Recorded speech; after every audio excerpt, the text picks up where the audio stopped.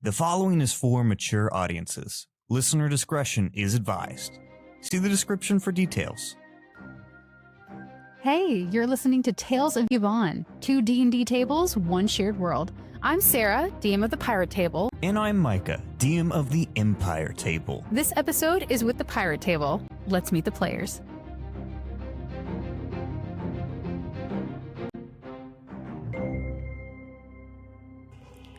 Where we last left off, our scallywag scoundrels had walked the rest of the length down the beach. They had met the mermaid, Dell, the delivery girl, managed to eke out some sort of bargain with her, though whether or not it was a good one is yet to be seen. You also managed to acquire a traveling companion in Tarvin, the cabin boy of an as yet unknown and unnamed ship under the captaincy of a man called Lou, who was apparently the same ship that brought Faelin aboard, a merchant craft. Deciding to take him with you as essentially a spoil that will perhaps lend himself useful somewhere down the line, you walked the rest of the path down until finding a small cave that led you deeper and deeper into the mountain until you realized that while you might have been making progress, nothing quite made sense geographically. And as you began to unravel the fact that you were under some sort of spell or in some sort of enchantment, I don't know why I'm blanking on your name. Thal. Thal, thank you. Oh my God. My other just T. went. Thanks, John. That's right. I'm kidding. Well, I'm going to head on home. I'm so sorry. My brain just went, no. It just would not give me any other word. Nothing. It's okay. I'll drink until I stop forgetting it or stop thinking about it. Your response to Fish Boy, too. Okay, cool. So Fish Boy found out that while strumming his guitar and playing certain notes, it caused an interesting reaction to the gemstone ore and crystal formations and just oddly colored rock that were around the cavern. And Morwenna, I can't remember what check you rolled, maybe Arcana, but Yeah, it was. when he finally played the right... Yes? Arcana? Yes, it was. Mm-hmm. Awesome. When he finally played a sequence of notes that seemed to light everything up, it triggered your memory that you'd heard that specific melody before. Once the notes hit the stone, it seemed to echo and grow. And then, I can't remember if it was before or after, but you guys noticed that an invisible person, creature, thing was flying up in the air above you and just kind of watching. And when you successfully got it with fairy fire, the outline of its invisible form was shown. And the only visual I can give you guys for that, because it tickles me, is the Final Fantasy Black Mage character, who is just giant wizard hat, wizard robes, shadowed face. He's just a little guy. He's just a little guy. He laughed. He sensed William's dislike of the situation and attempted to speak with you with what sounded like a comforting tone in a language you don't understand. And then the pathway seemed to open up as he was audibly happy with Thal having discovered the right notes and led you through into a huge cavern. It seems made, not man-made, but carved by something large and something strong to be able to make these big, deep furrows. And as you looked further into the room, made some checks, explored a little bit, seeing that there were more of these giant opalescent crystal rock formations around. There is, to one end, a deep, shallow pool. I don't believe I described last time. That's on me. But halfway through, there is a deeper pool of water and some smaller pools here and there. Depth of which is unknown. Stalactites hang from the ceiling. It is dark, but the crystals light up in a way with the ambient magic that it's still dim light. And as you guys were deciding what to do next, where to go, what is this place, how do we get that little invisible fucker down, the earthquake started again. The earth moved under your feet, and you all prepared for a battle that starts now.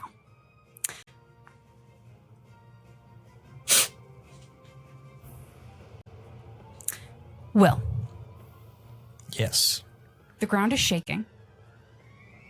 It feels like it's coming from two different spaces. You have a wide area to move to. There are some outcroppings that could potentially be used as places for you to gain height advantage. There is a whole... Imagine this room is a long rectangle. You have one half that is stone with different rock formations and outcroppings and places to hide behind, duck beneath. And on the other half is this circular pit of water that potentially goes further and further down. Okay. I think we'll go whichever direction the rumbling is closest. Okay. I'm going to find an outcrop that's close to that. Mm-hmm. I'm going to try to bonus action hide on that high point. Okay. And I will hold my action to throw a dagger once I see something worth hitting. Absolutely fantastic. Go ahead and make me the stealth check. Tell me, there are a series of outcroppings along this wall. Essentially, you guys are one half of the room, and the rumbling is coming from the other half of that small section of space of rock and land. You run up to them on that opposite wall, 5, 10, 15 feet. How high do you want to try and get up? I'll go 15. 15? For sure. Yes, you can. The jagged outcropping, easy for you to get up, especially with your dexterity. So I'm not even going to make a roll necessary. You just make your way up there, hold your action to dagger whatever the fuck comes out. Hell yeah. Love it. With a 16 stealth. 16 stealth? You feel you are very hidden. In fact, with your cloak and your boots and the fact that it's kind of gray and dark and dim light around everywhere, you almost feel a little bit like you've kind of become part of the stone. Just a tiny bit. Doing the Frodo with the cloak. Nice. Next up, we have Morwenna. Morwenna wants to see if she sees anything, or is there any familiarity with this, the feeling of what's coming, considering the melody that I heard was familiar. Is this the ground shaking? Is any of that familiar to me? I'm going to say no roll necessary in the sense of I think I know what you're asking. Mm-hmm. And this shaking earthquake, it doesn't feel connected in any way to that. Oh, okay. Mm-mm. Okay, because I'm for the moment being, I'm kind of I feel like I'm going to stay where I'm at. I low key want to go to the pool of water. I'm scared you're going to drown me or something's going to come up and hurt me. So I'm just going to stay where I'm at. Fair. Yeah. Mm-hmm. Absolutely fair.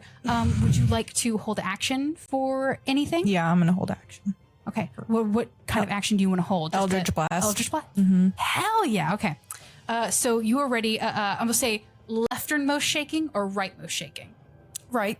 Rightmost? Mm-hmm. Cool. Yours is closer to, in my direction, the leftmost. So you're both hitting different ones. Gotcha. Okay. Fantastic. All right. Next up, Thal.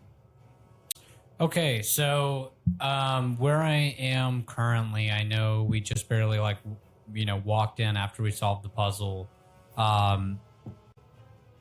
Is there a place? I know you said that there's openings that are rumbling, correct? Mm-hmm. Where we're feeling this rumbling coming from? It seems the earth beneath your feet is rumbling in two specific directions, more concentrated. Okay. Mm-hmm. Is there somewhere where I could potentially get, at least partial cover, away from the two areas that are rumbling, but also still be close enough to where I can be within 60 feet the entrances. Yes, I'm going to go ahead and cement that this section that you're in is going to be a 50 by 50 foot area. Okay. So you can duck behind almost, there's quite a few outcroppings. It just depends how big you want to get, but easily a few feet away, you can duck behind and everything will still be in range. Sounds good. I'm going to do that, and then I am going to hold my action to cast Cloud of Daggers. You know, if anything pops up through either of these spots, I'm like sitting there, loot in hand, ready, just ready to play. Awesome. You duck behind some rock and cover. You get you're ready to pluck a tune. And the one that you're looking at, the area, is going to be the same one as Morwenna's. You two are kind of over on this side now. Okay. Is that the end of your turn? That is the end of my turn. Yeah, no bonus action in sight. Could you please bring up the first monster on the one closest to you? Nope, other one. Remember, guys, people can't see the monsters. Whoa, it's so scary. Look at it. It's so scary. Oh my gosh. It's so ugly. It looks just like a... Who's that Pokemon? It's Pikachu! The rumbling. Fairy. Fuck. Someone had to complete it. I'm so sorry, Sarah. No, you're good. I couldn't leave it. I couldn't leave it. My brain. Sorry. Continue. Very. Everyone's kind of stationed where they are. Faelin, you've not gotten your turn yet. I'm so sorry. From out of the ground, rocks and rubble flying every which direction, comes a flurry of shell and claw as a large red crab bursts from under the floor, taking its place into the room, rears back, and lets out a odd screeching roar that I have genuinely practiced and tried to make the sound, and the sound would not be made by my vocal cords. So Peer pressure. Peer pressure. It doesn't sound like how I would do it if I could do it, but it doesn't make the sound I want it to. It's not good. It's not intimidating at all. Yes! Let's go! Use that one! But imagine that it echoed out. And as Thal like kind of peeks over his shoulder, he looks down at his toe that is still band-aided from the one on the beach that pinched his toe, and he goes, "This is how legends are made." And he's gonna pop up, and he's going to ding da ding da ding da ding da ding ding ding. And as he plays, the music notes will slowly start to form around this massive crab as they begin to spin faster and faster as the cloud of daggers forms around this first crab and begins slicing. Hell yeah. So many held actions that are about to go off. Oh yeah. I'm just going to say all of you are loading up on this one that's just come out. Because originally I was thinking Thal was going after the other one, but I love this. We're doing this. Everyone's just going to unload on this bitch. Tal's not gun shy. He was ready for something to come out. He was prepared. Oh yeah. His toes are not going to pay the price again. He learned the first time.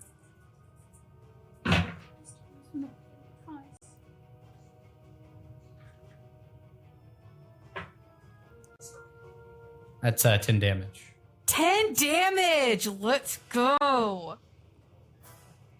Can you let out another Yes. epic squeal? Hell yes, I love it. Thank you so much. I gotta stop saying hell yes.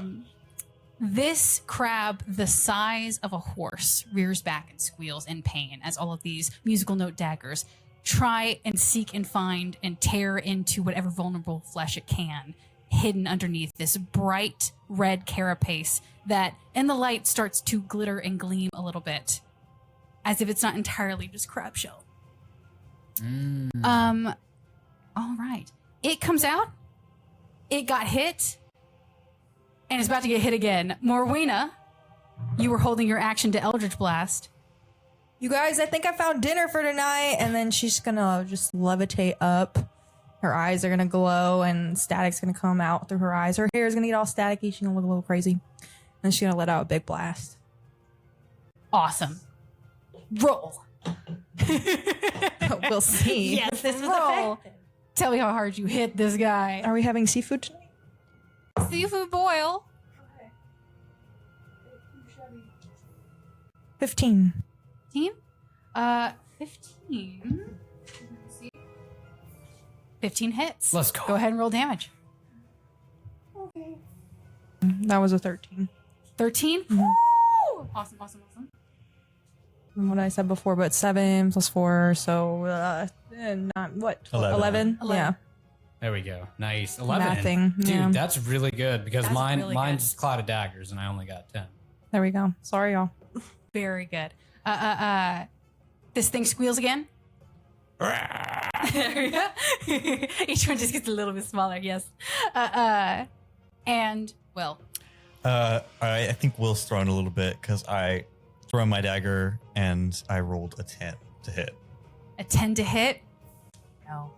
It does not land. You chuck your knife at it, and in the midst of the blast and the other daggers, your dagger hits one of the music notes and just kind of bounces and skitters off. Unfortunate. Damn magic.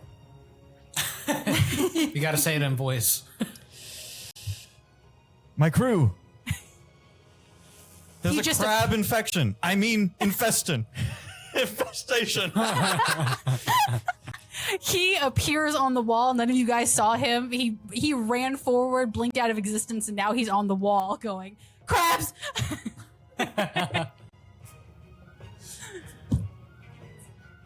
In this onslaught, it is twisting, turning, trying to bat away these music notes, and it is going to look around, and the first thing it sees is the two people over there. The and three he's gonna people. run for the closest. Oh yeah, the three people. I'm sorry. I too can see Tarvin and forgot he was there. Can we use him as a body shield, or like, is he just like a piece on the board we can utilize? Can we like throw him or something, or tell him to sit? I had plans for something that may or may not happen depending on whether or not he dies here. I am Throw me. I am 80% sure that he means something, but sure. Can we cut off a limb? I ran away. I don't amputate care. him? Can we like feed the thing, like amputate him and feed him his arm or something? And It's gonna be that moment from Lord of the Rings. Throw me. If Dell was here, I'm pretty sure she'd be like, "Oh my gosh, this is a great plan. I love this plan. Let's do this." She'd also probably be pissed that you're trying to feed this thing and you wouldn't let her eat him.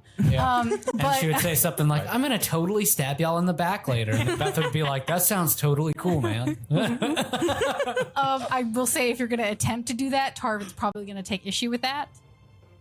I no, don't it's know fine. what No, he's no, gonna it was do, just a but- hypothetical. No, I'm not gonna mess with him. The, It's the fine. selective morality. How dare you eat them? Yeah, maybe we can toss them. He'll find his own demise, his own special way, I'm sure. Poor fucking Tarvin.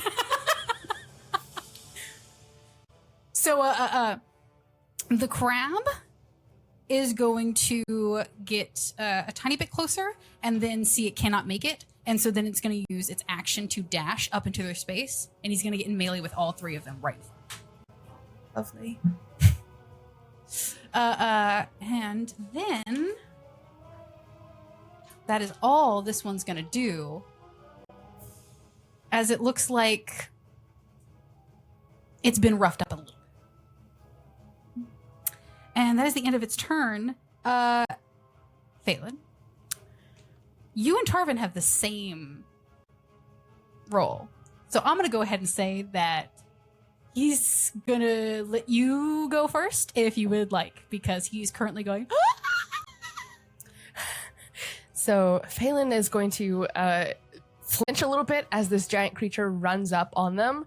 She's going to, feathers ruffled, hop up, flap a few times above Tarvin, like grab his shoulders, kind of pulling up while she's flying, and you're going to see a glow light up from behind her wings as she leans down towards him for a bit. You should probably run away. She's going to cast Sanctuary on him and then teleport behind Will. Dope! I love what's up. that! That's Um, awesome. My character sheet does not specify what it takes to look at my map.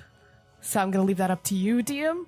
Can I look at my map, like, as an action? I still have an action? Or Oh, yeah. If it doesn't specify what it costs to just look at it, I'm going to go ahead and say it can be a free action.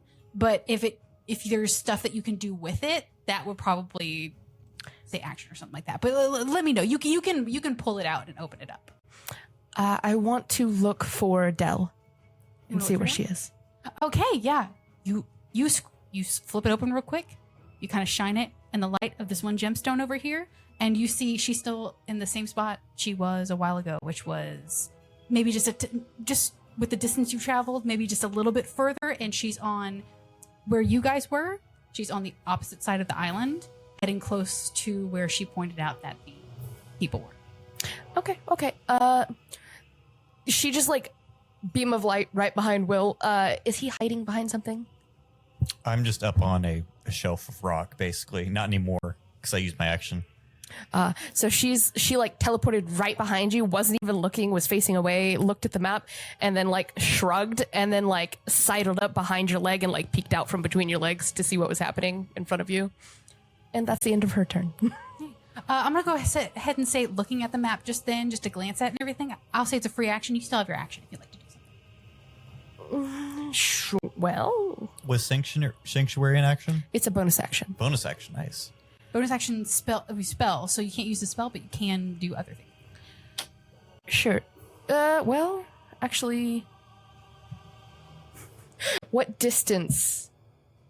Like, what's the distance between me and the crab in front of Tarvin? I'm going to say that is about 45 feet, because I said this thing was about 50. You're on the opposite side. They're there. That's 45. Okay, so it would be at disadvantage, but no, actually, because if we're potentially hidden up here, I don't want to give that away. Okay. Okay, You turn can over. also hold your action if you'd like to do something. You don't have to, but I just, No,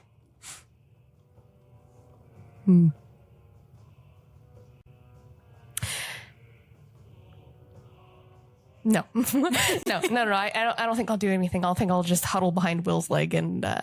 Gotcha. Do you let him know that you're there, or are you just not touching him, but you were just right up under? I think, very autistically, she just assumes that he knows that she's there. I don't know if you noticed the little pop of light or the little scrabbling sounds of the paper, and then like immediately little feathers between your legs. But that's up to you. Probably wouldn't care at this point, but if you're looking up at Will, all you'd see is just solid shadow over his face. Mm-hmm.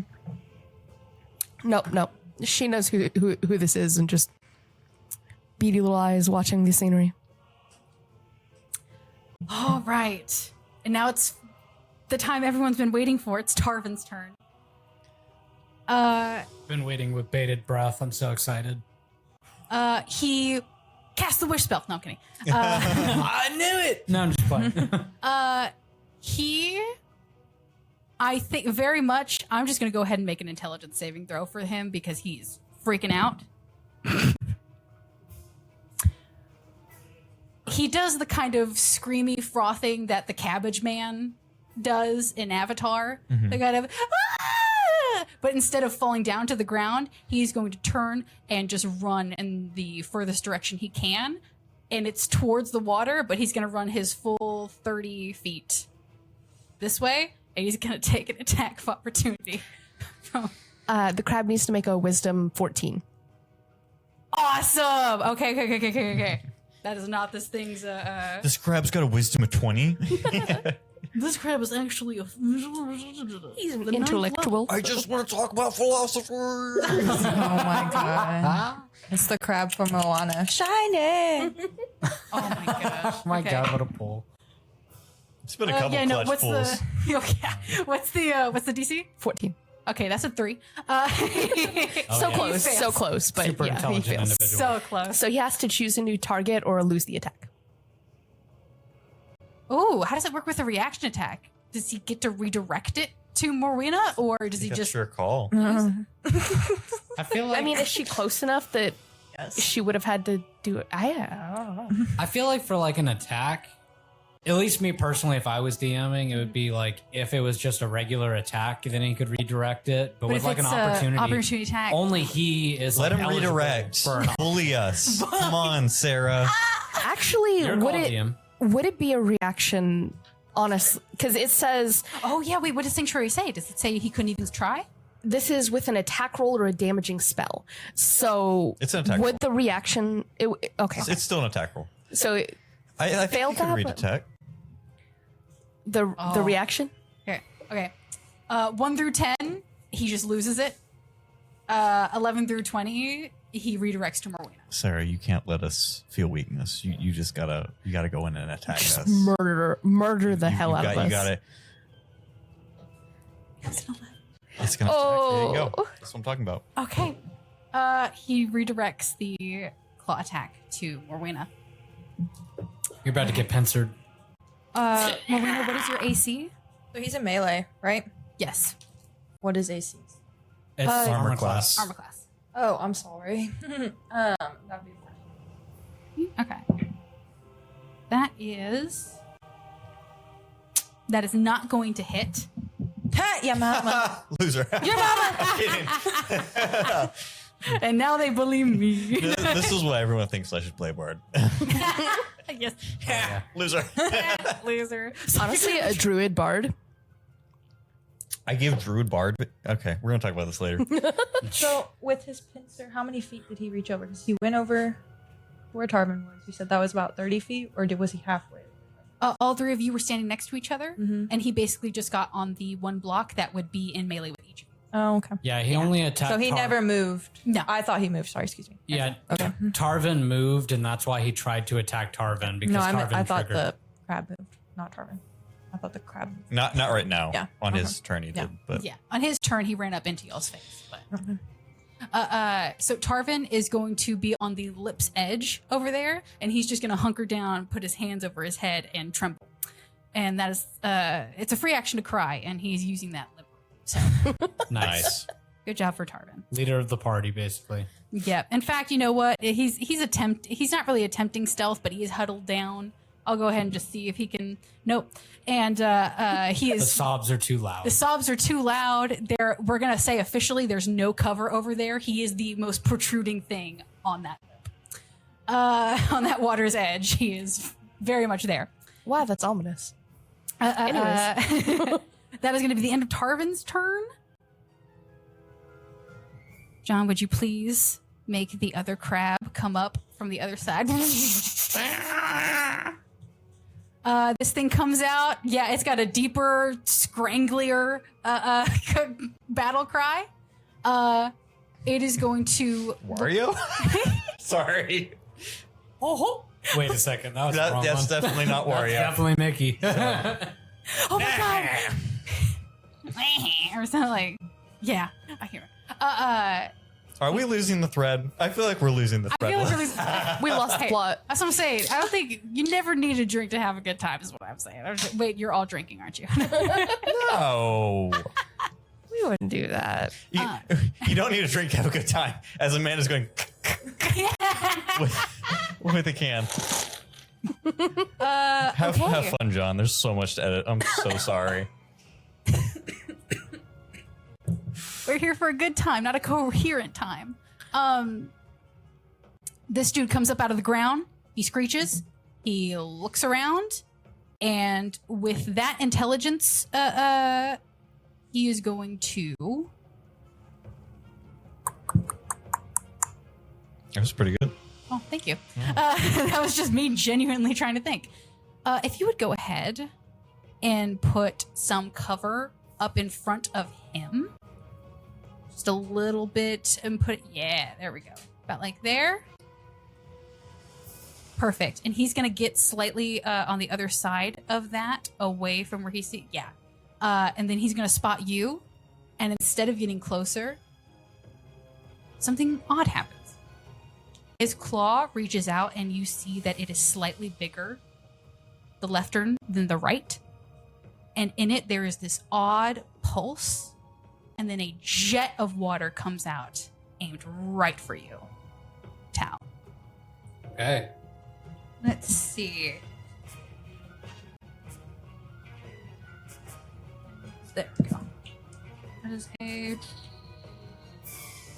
Does a 12 hit? A 12 does not hit. 12 doesn't hit. So that jet of water arcs straight over your head, and just a mist of sea foam and sea salt just kind of. Thal is like playing his lute and like looking over at the one, and then like he peeks over the other side and sees it going to spray and immediately ducks back down as soon as it sprays over. Awesome. Guys, we may be totally fucked. Aquaman hair flip is just going on with this mist. Exactly. Yeah, you twist a hair and you just look glorious for a moment. Yeah. It just kind of makes you look really cool for this one glamour shot. And then it is a crab going at you. So There you go. That was good. it wasn't what I wanted. And that is going to be its turn. We start at the top of the round. Will. Okay. How much movement would it take for me to get down and to the crab that just went? Okay. It depends. You're 15 feet up. If you go down carefully, it'll cost 15, and then 15, 10, 15. You'd need another, I think, 5 to get in melee range with it. If you drop down, you might potentially hurt yourself. So we're saying 35 to get to it? Yes. All right. I'm going to take 35 feet of movement to get right up to it. Awesome. Yes. Let's do it. Let's go. I'm going to make 2 sword attacks against it as I pull out my short sword and cutlass once again. And with my main hands, that is a 21 to hit. Oh, yeah. That's going to hit. Okay. And that is going to be with sneak attack since no one is around. Let me double check here. 1d6 and then 2d6 on top of that. Okay. That is 17 slashing damage Okay. with the first hit. The second hit was for a 19 to hit. 19 does hit. Okay, and that's just going to be for 3 slashing damage. Okay. As I make the 2 quick slashes, I'm going to bonus action dash and run right back up where I was. Yes! Amazing! You are turning this crab into calamari. He looks about as hurt as the other one, but they don't look too rough just yet. They look like a decent part of their carapace has been hacked off, but they are still up and fighting fit. It does turn around to follow you as you run back up. Okay. Alrighty. That was your action, bonus action, and movement. Beautiful. Beautiful. Action economy. Morwenna. You have 8-ish, 9-ish feet of big angry crab right up in your face. Okay. So I don't know what you would want me to roll for, but I would like if Morwenna kind of looks at this monster and she's going to chuckle a little bit. So you want to pinch someone, huh? And then I want her to kind of hop up on top of it and get near its left eye. Or I guess, yeah, that would be the left eye, right? In that direction if he were to turn around. So the left He's eye. looking right at you, so Yeah, I want to jump up and stab the left eye with my sickle. Okay. Yeah. Okay. You're going to attempt to Colossus this and climb up this thing as you attack it. Mm-hmm.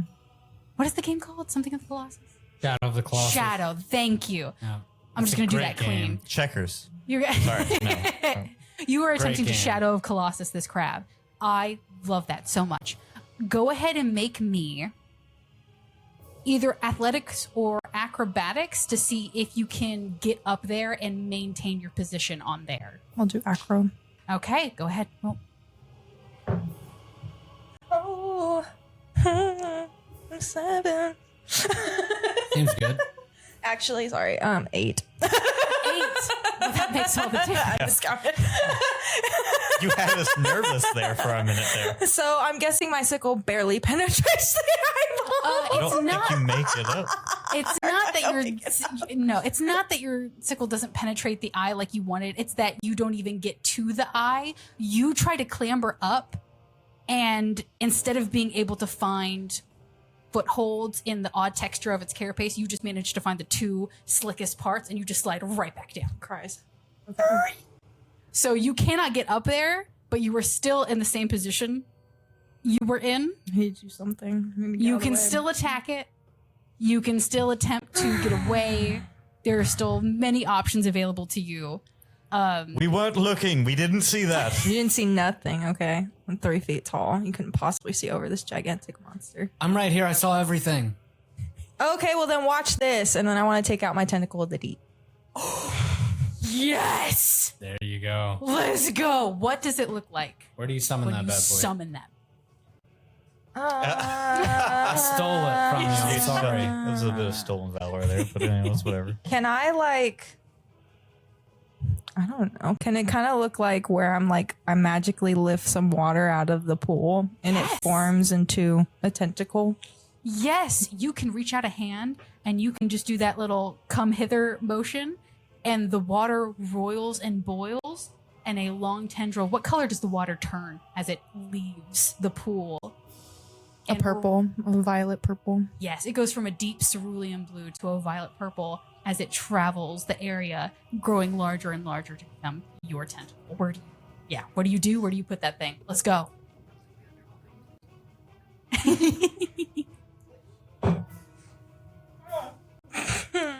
Nowhere. I don't go nowhere with that girl.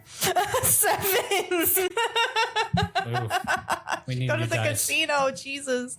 If I get a third 7, that'd be good, right? Yeah, just then kidding. you win a prize. It's called Oh death. God. I know. I'm about to die. Okay. Somebody had to be the diversion. To be fair, you are summoning it through the crab's legs, so you're kind of moving up and down to try and see the water to get it to come closer, and it kind of just misunderstands exactly where you want it to hit, so it just kind of swings and a miss. But it is here, and it is so ready to do your bidding. It's so excited. It is so excited. I am Morwenna. Sploosh. But yeah, you are on one side, it is on the other. You've got this dude trapped between you. So that's not bad.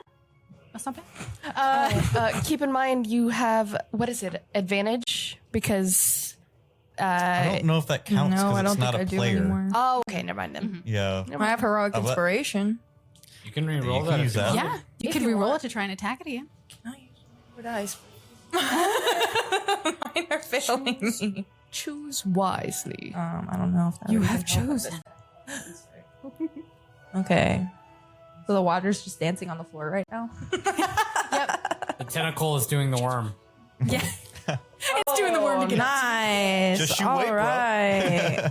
That's a 25 with my modifier. Woo! Did you nat 20 on that? No, I had a natural 19 though. Oh, okay. I was just Thank like, you. You just use that. Yeah. Thank you. That- absolutely. You chose wisely. Yeah, go ahead and roll damage. You absolutely, it was a fluke. It was just a wind up. It didn't miss. It swung around to come back and hit it harder. Second time around, it forms like a human hand. Just like Yeah, this time it forms a fist, and then the middle finger raises up to lash it. Oh, shoot. An 11. 11. Okay, awesome. It is hurting.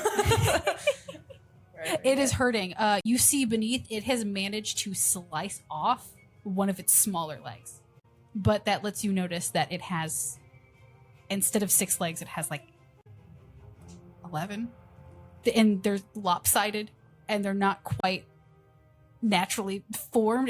But it lops one. Where's of the those off sound in that effect for this? I just sliced off your arm, Yeah. bro. Beautiful. Yes. Yes. We're gonna Let's have like go. 30 different creatures by the time this is over. Hey, that just means your repertoire of creature sounds. It's building by the moment. building. Let's go. Building by the moment. We're gonna clip all of these and use them for future episodes. Oh my god, yeah. just randomly put it into the soundboard. randomly. Oh, I should have had y'all do the rumbling, crumbling of earth sound when they were breaking out of the thing. Ah, damn. Yeah. Let's talk I thought about that, but then I got lost in the sauce. Next one. All right, that was your bonus action. Did you do an action? I did do an action. Did you do an action? I believe so. Yeah, it was my sickle. That was my action. You didn't attempt to attack. It was you attempting to get onto it, so you still have. Oh your yeah. action. Oh, If you so if wanna it just doesn't try- work, I keep my action. Yeah, I was just going ahead and let you have it. No. In D&D in general, if your action doesn't work, you get to No, keep it. Or no. what's up? It you wasn't were trying to your- get on the crab. That's what she made you roll for. Yeah, Yes. you're trying to Sorry. get some cool points. Yeah. Sorry. Yeah, I I'm was just letting the understanding rule now. I'm cool sorry. roll with that. I wasn't Yeah. making it cost you anything to attempt. Got you. So yeah, if you just still want to attack it, sickle from where you are, you can absolutely do it. I will also say, you do not have to do this, but you can use an action to disengage and get out of melee range. Can I Eldritch Blast this hoe? That's a range spell, so it would be at disadvantage. But yes, Or I can do an unarmed strike. I do have that. yeah, Can I hold my action? yeah. You can hold your action. What would you like to hold your action to do? What do you want to do, and what's the condition to do I'm it? not even sure. You probably had to take out my sword, and then probably the best thing to do. So you can just So a attack sword with your burst. sword. Yeah. Yeah. My sword burst. Yeah. So sword burst is something else. I think that's It says a you point. can It's a create a cantrip. momentary circle of. Yeah, it's a cantrip. It's an action. okay. So just around you. Yeah. That's fine. Yeah, so I'm just gonna, instead of holding my action, I'm just gonna summon my swords. A sword burst. Yes. Okay, yeah. Wait, what does sword burst do? So you create a momentary circle of spectral blades that sweep around you. All other creatures within 5 feet of you must succeed on a dexterity saving throw or take 1d6 force damage. Yeah. Awesome. Okay. So that's instantaneous. So they go and then they go away. Okay, so you summon a bunch of spectral swords to wipe around you. Love that. Okay, that's awesome. Yeah. So it makes a dex save. What's the DC? It'll be to the right of this. 14. 14? Nice. That's pretty high. That is pretty high, but it did succeed. Bastard. It seemed to hit that same slippery part of it. This one particular claw, you got beef with it. Oh god. Yeah. I don't have anything else. All right, That's hey, it. no, that's yeah, right. it's a call turn. Hey, you brought up the tentacle man. That's dope. That is so cool. Thal, you're up. What do you do? So DM, do I have enough movement for 30 feet to hit this guy with my blades from the hole that he came out of? Or did it cost him more than 30 feet to get across the room? It cost him more than 30 feet. He had to use his action dash. But the other one I could potentially get? Within 30 Yes, I feet? believe so. Okay, so I'm going to just move my blades over there. I'm gonna say instead of being right on top of him, I think it's gonna graze him on the right. You put it right there. Yeah, I That- think that's about it. That 'Cause works for me. Mhm. So that'll still be... definitely hits him though. Yes. That'll be 13 damage for that guy. Woo! 13. Let's. Oh, okay. 13. Tal, as he's playing, will point the tip of his lute. Ding, da, ding, da, ding. Get fucked, big guy.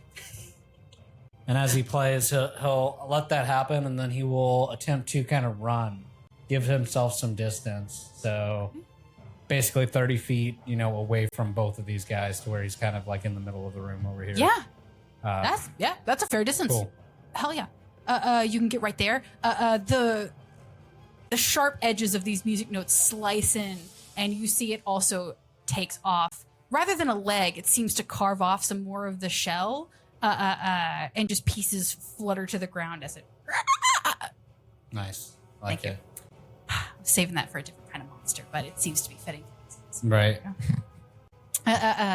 Seems like these crabs have some real self-hatred. Right. Seems really internalized. And to think, these They're were actually just saying the shit I'm saying afterwards, like. peaceful crabs, like coming This to their isn't the home, noise I and then they got wanted to jumped. make. What is the what I was born with. So They were just coming home to chill, and then as soon as they came up through their hole, they just got jumped by all of us. now, was that your bonus action to move the cloud? No, that was my action. Your action Magical move it? action to move it. Okay. No bonus action since I burned all my bardic inspiration already. That is turn. His turn. Okay.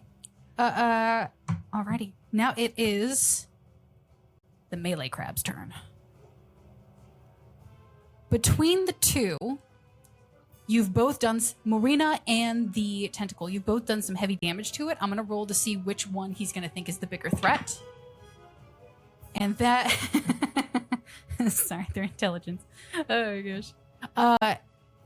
It is gonna see how small you are, and how ineffectual you've been, and it is going to skitter in a just 180 to turn to the claw, or to the it's going to take a claw and turn to the tentacle, and it is going to attempt to swipe through it.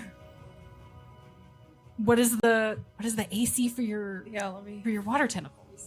Everybody's got a water tentacle. Yours is fast, but mine is slow. Sorry. Everybody's got a water flow. Yeah. It had the same number of syllables. No. I see what you were trying to do Yes. with it. No, I know what you were trying. In principle, though, Everybody's got a water I'm tentacle. thinking about it for a while. No. I don't know what AC it would be. It's not clarifying what AC it is. I can try to do Yeah, I was about to say, I don't Can it know be if it hit? actually has it, to be Yeah. honest. it. I think it's spectral, so I don't know if it. I mean, Oh, if so you it just wanna- can't be hit, can't be like destroyed or anything. It's Yeah, just like a hit thing. that goblin. Let me see. Yeah, it does say spectral right here. I mean, she said it was made out of water. It could Kind of. swipe right through water. Or you could have it just detect it. I don't know. I mean, if it can't be dispelled in that way, if it's just like there and that's it, it's just a way to do damage, then this might be the turn where it realizes, oh, hey, I can't hit this. I swipe through it and it just reforms. So yeah, boom. Yep. Yeah, it doesn't. That high of a roll for this. I'm so okay. Yeah. He thunder punches through this thing and it disappears and then reforms in a swirl. My arms grow back. That's sweet. If it was intelligent enough to understand language, I might give you something for that, but it's too dumb. So If you were smart enough to get that, that'd be a sick burn. a sick bird. That was quick too. And it goes it upset, and then it's gonna turn back around to look at you. Ah, jeez. But you Jeez, Rick. you made it waste a turn. All right. Morty. Now this would be where Faelin and Tarvin pick up, but instead something else happens. I need let's see. You need these These are guys small. to do something. You need them to do something. Need not you, them to do something. Yes. I require. What's the tiniest little dice we have? Is it D4. those little guys? I have tiny guys. Rejects. Here's a piece of shit. Oh my god! This is Did I just feel sympathy for a dice? There we go. It's so cute, but yeah, it's. If good. you got seven, I'd in say a that's row- average size. Go ahead and put it at the lip of the water, right here, and it's gonna be midair because it's still flying. I'm so sorry. God, the Babadook. I love that we're all on the same, we're all on the same energy right now. Yes. Oh my gosh.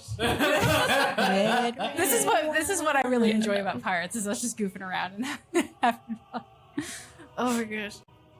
So he is flying in the air. We'll say he's about the same height, 15 feet, as you guys over there, just to make it easier.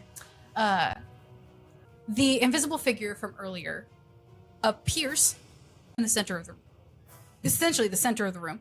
Because he's on the edge of the water. So the whole room, remember, this is half of it. Cool. And he is, can you put him a little further, like in between the two? No, in between the two things that are making the edge of the water. The lighter and the dark. Yeah, the nerf. Yeah, I didn't know what those two things were. And imagine he's floating above it.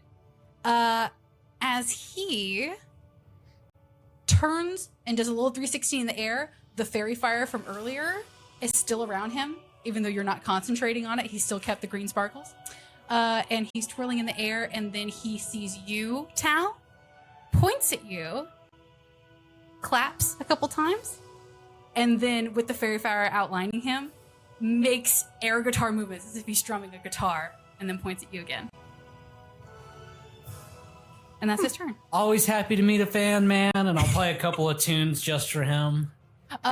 Question, do you play the tune from before? Definitely, yeah. That tune that I had found, I'm gonna hit him with it again since he liked it so much the last time. I'm gonna go ahead and say you can do that as a free action because it's what I wanted you to do. And he stops playing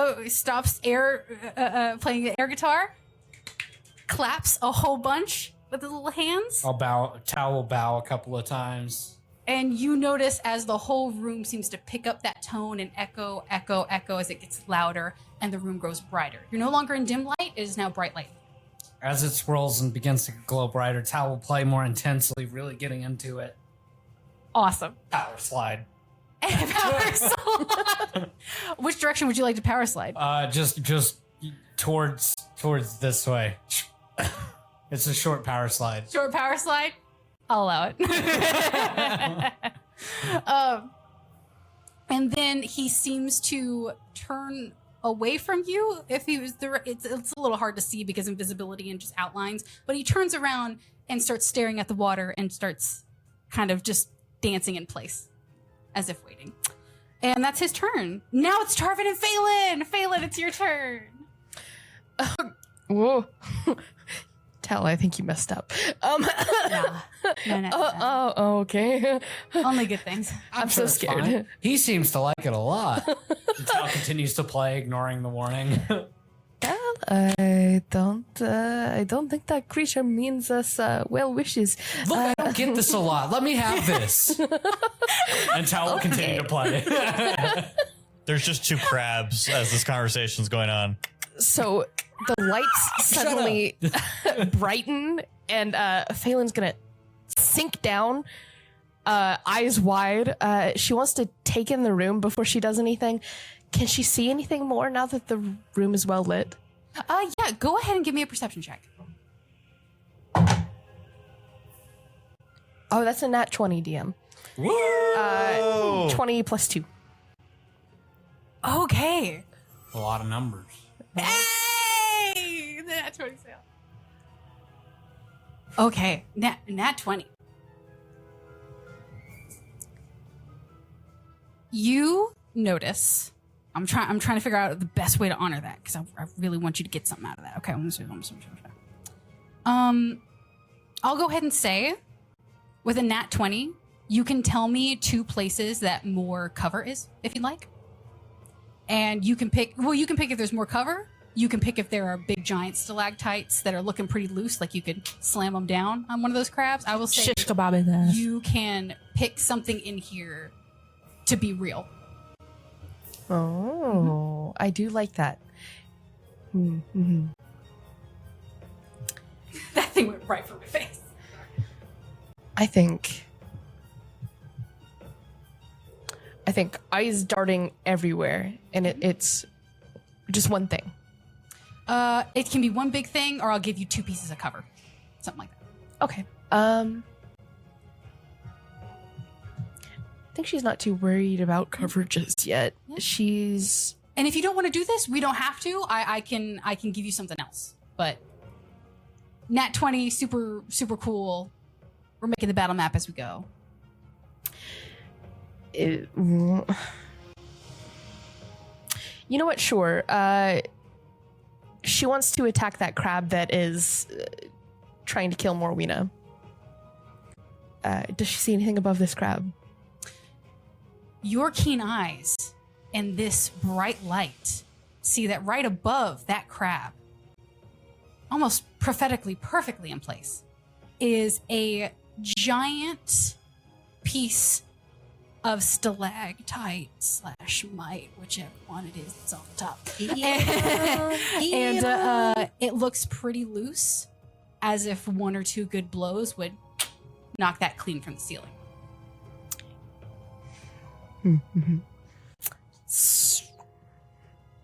Shish kebab. Well, I'd have to move. Yes, you would, but I will remind you, you do fly.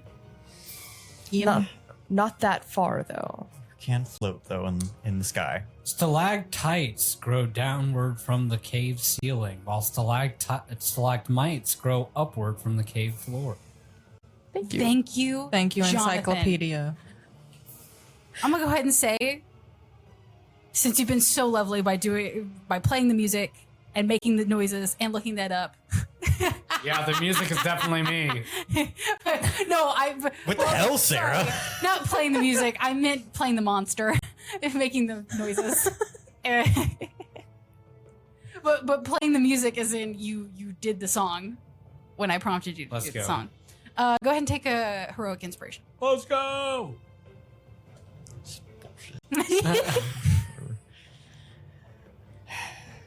Sit back and enjoy the tunes, man. Faelin, you could also point out that thing is up there, if you'd like. I mean, it's a free action to yell out to everybody. Can Morwenna see that she's... I will say you are claw to face, grill to grill with this thing. Oh, lovely, so I can smell its breath. Nice. Cool. Smells like sea foam. You know what? It's too familiar.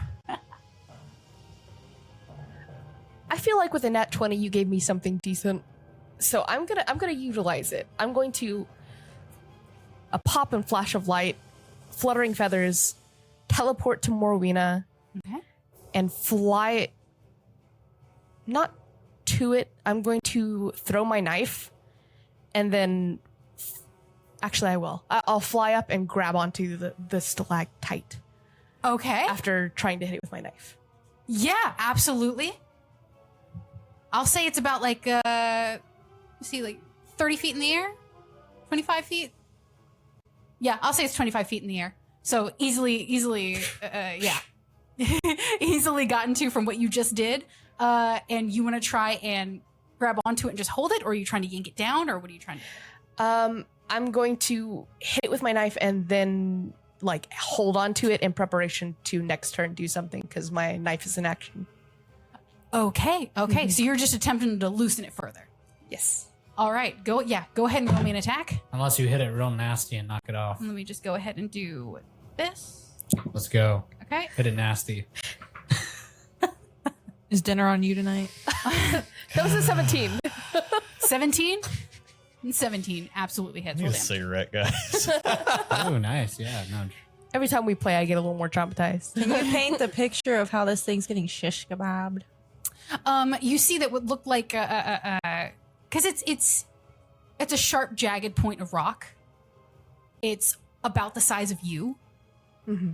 But as you look, it seems loose because it has eroded a little bit from the top. And it just seems like it's at a net with all the shaking having gone on, all the earthquakes. It seems like it's like a tooth that's just been loosened over and over. And it's just kind of half still in, but you can pry in and start almost digging away. Like you've got a spade and you're digging. Okay. I was like, I don't know if I need to roll the actual damage for that. Yeah, go ahead. I'll but... just, here, that and that. Okay. I've got hit points for this section of the stalactite. Let's see how much damage you do and whether or not it drops this turn. 6. 6? I rolled really low. Let's go. Bring it. You chunk, and as you're thinking of holding on to it in preparation of doing something next turn, you hit that last part like a fault line. It cracks and just it falls. Do you still attempt to hold on and get yoinked with it, or do you let it drop? Please get me out the way. That hoe's gonna crush me. Oh, no. It's landing on the crab, hopefully. It's aimed right on. Hey, with a nat 20, it's aimed perfectly in the dead center of this crab. How convenient. Hell yeah. Honestly, I'll hold on to the bottom so that when it lands, I land on top, hopefully.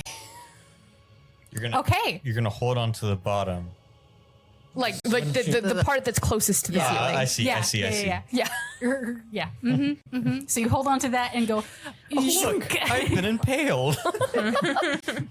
So how far up was she? Oh my god. 25 feet. I said 25 feet. Yeah. So you go with it and drop, and when it lands, you're gonna crash into it because you're holding on to it. Can I retcon? Yeah, I'll let you retcon that. You're holding Oh, on to you're it. so It's nice. only You should punish me 3d6s. for that. You're holding on to it until you realize that you're a bird, and then you let go. Finish them.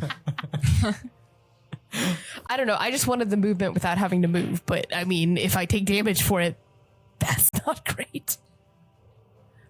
Up to you, DM. You can say you didn't do. Just what do you do? Sure, I'll hover if you let me. You hover up there. Okay. I have regrets. Thank you, DM. You're the best. Yeah.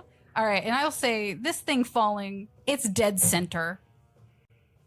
I'm just gonna go ahead and roll damage for that. Well, actually, dexterity save just to see if it takes half damage. It does not. It does not. Yeah. It does not. Dexterity's not bad on it too. So that was. Okay. I'm just gonna go ahead and say it's 3d6. Jeez. You guys don't get to know how much damage it took, but it wails. And now it's got this giant piece of rock stabbed into it, halfway down, and it is stumbling. Well, that was terrifying. Can you imagine if you were holding on? Shit would have been crazy. Oh yeah, for sure. Does he still look like a stone-faced murderer when he says Just no, I'm over in the far distance, so no one can actually see my face. Just two Yeah. glinting eyes off in the distance. But you throw your voice and it Yeah. sounds just as affable. It's just echoes off the side of the wall as I'm saying this. God, is that you again? I did not intend for it to sound this loud. Hey, the acoustics in this place are great in sound bounces, as we have learned. Fantastic. Faelin. Okay, so that was your action. That's my action, and I don't think anybody is hurt enough that I want to use a bonus action just yet. Well, you teleported, didn't you? So that would be it. No, it's movement, not bonus action to Oh. teleport. Really? How much movement does it cost? Half movement. Half movement? Oh. That's Okay. cool. I think, theoretically, if it's half and half, do you have 30 feet of movement? Yes. I don't think you would have been able to reach up top. Oof. But, I mean, we could take up my next turn with this, if you want. okay, we'll And go then- ahead and say it'll eat up, it's 25 and you would have had 15. You don't have 10 feet of movement next turn. Oh, okay. Okay. Yeah, that's awesome. Thank you, DM. Just because we've already gone through that whole sentence. Otherwise, if we caught it early, then I would have been like, but we'll go ahead. All right. Is that your turn? Yes. Okay, awesome. Tarvin. I will say this. If you guys would like to instruct Tarvin to do anything, you can attempt to do so, and he might get his act together. Tarvin, don't die. Quivering, he holds a thumbs up and then goes back to crying. But he is going to, instead of facing the water and crouching with his back to the fight, he's going to crab walk around, pun intended, and make it so that he is peeking out of his arm so he can see what's going on now. So he's at least partially aware. And that is going to be Tarvin's turn. Okay. Now it's time for the crab. Its prey has moved. It now sees a couple different spots. It also sees that its ally is hurt. I want to move him. Let's see. Further into the room until he's into like the middle. If he can get about there. Yeah, I think it's about 30 feet from us. Yeah. And he is going to, at random, pick somebody to hit because there's too many options and he's not smart. Okay. And he is going to look right at Thal, who is in front of him. And he's going to aim that water gun and be like, I'm not going to miss this time. If a crab could say that, a crowd would say that, but he just goes. And he's going to attempt to hit you with the water blast. Okay, and then does a 17 hit? It typically would, but I silvery barbs. Okay. Yeah, and I say, your mother was an ugly bitch. Ding. What does silvery barbs do again? You gotta re-roll. Re-roll that Re-roll? 20, and you gotta Okay. take the lower of the rolls. Okay, it was a 17, but I got you. Okay. Does a 14 hit? A 14 does not hit. Oh, And okay. then I get to give advantage to one person that I can see within range. If I'm remembering correctly, he would be first. He would be next, right? Will would be next let's in see. initiative. Initiative. Yes. Okay, so I'm gonna give Will advantage on the next one. There you go. And yeah. Okay, fantastic. It screams in rage that it has been thwarted so many times. Okay. End of the round. It screamed in rage, John. Thank you. Yes. Yes. Well, hey, now he's got the heroic inspiration. He don't gotta work anymore. Rent's paid. Yeah, That's true. That's true. All the bills are paid. Yeah. Yeah. Imagine if you give it to the DJ. I don't know. Nah, that guy basically did nothing. Fuck that guy. Don't you hate it when he just turns the playlist on and doesn't mix? No. All right. End of the round. Out of the water rises not a large crab, not a giant crab, but a huge crab. I'm gonna say that. Is that big enough? I think it has to be the Die of Fate. The dice of destiny. Nice. And- Nice. Holy shit, that's a big one. Its head scrapes the ceiling as it passes for that first moment as it rides the wave up into It's huge. the arena. So this thing came up through the water? Yes. Told you also. You see the invisible figure clap and then start shadow boxing in the air.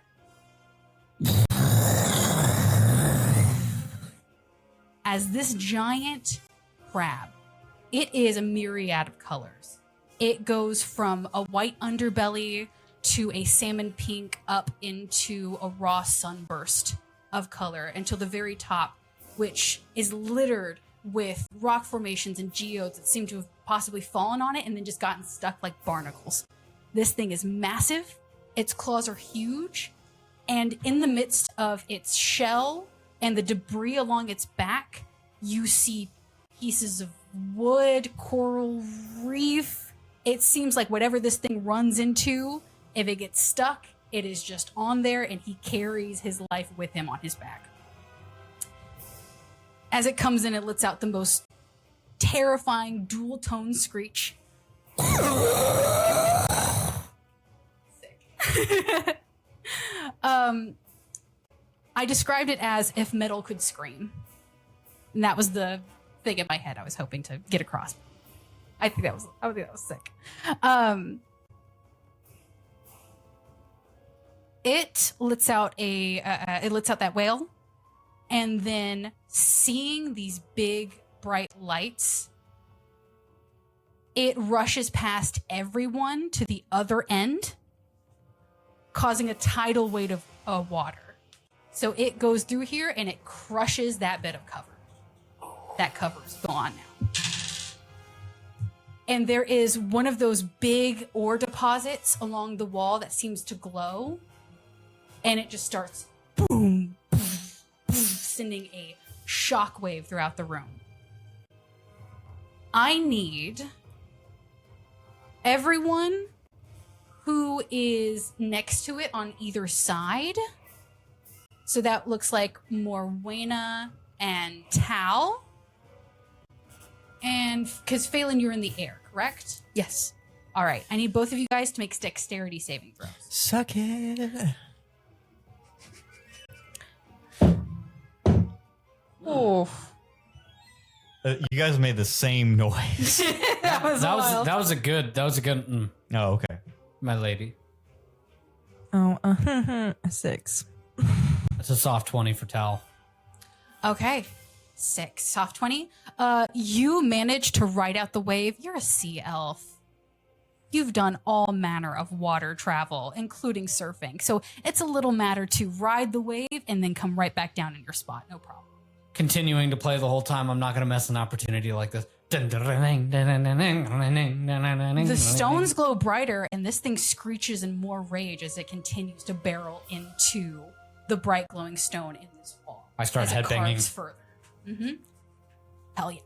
I keep saying hell yeah. I need to be bumped over the head when I do. Morwenna, the water that comes off of it and crests on either side, it sends you scattering back into the wall. So it just moves you until you hit the wall and you are kind of washed up and you are knocked prone. Who let this big bitch in? Yeah, make sure we know that she's prone by moving the D4 over onto its other side. Where's the water effects, y'all? Do we get Make like sure a the spray one's bottle? sticking up. If we see the one sticking up, we know that she's prone. If the 4's up, she's standing. There we go. Oh my gosh. Okay, it seems like the 2 crabs, the water just washed right over them as if it didn't bother. And now I need everyone to make another dexterity show, and I mean everyone in here, as stalactites start to fall from the sea. Oh, now you want to give me a natural 20. Nice. But it's 23. Just to let you know, just to clarify.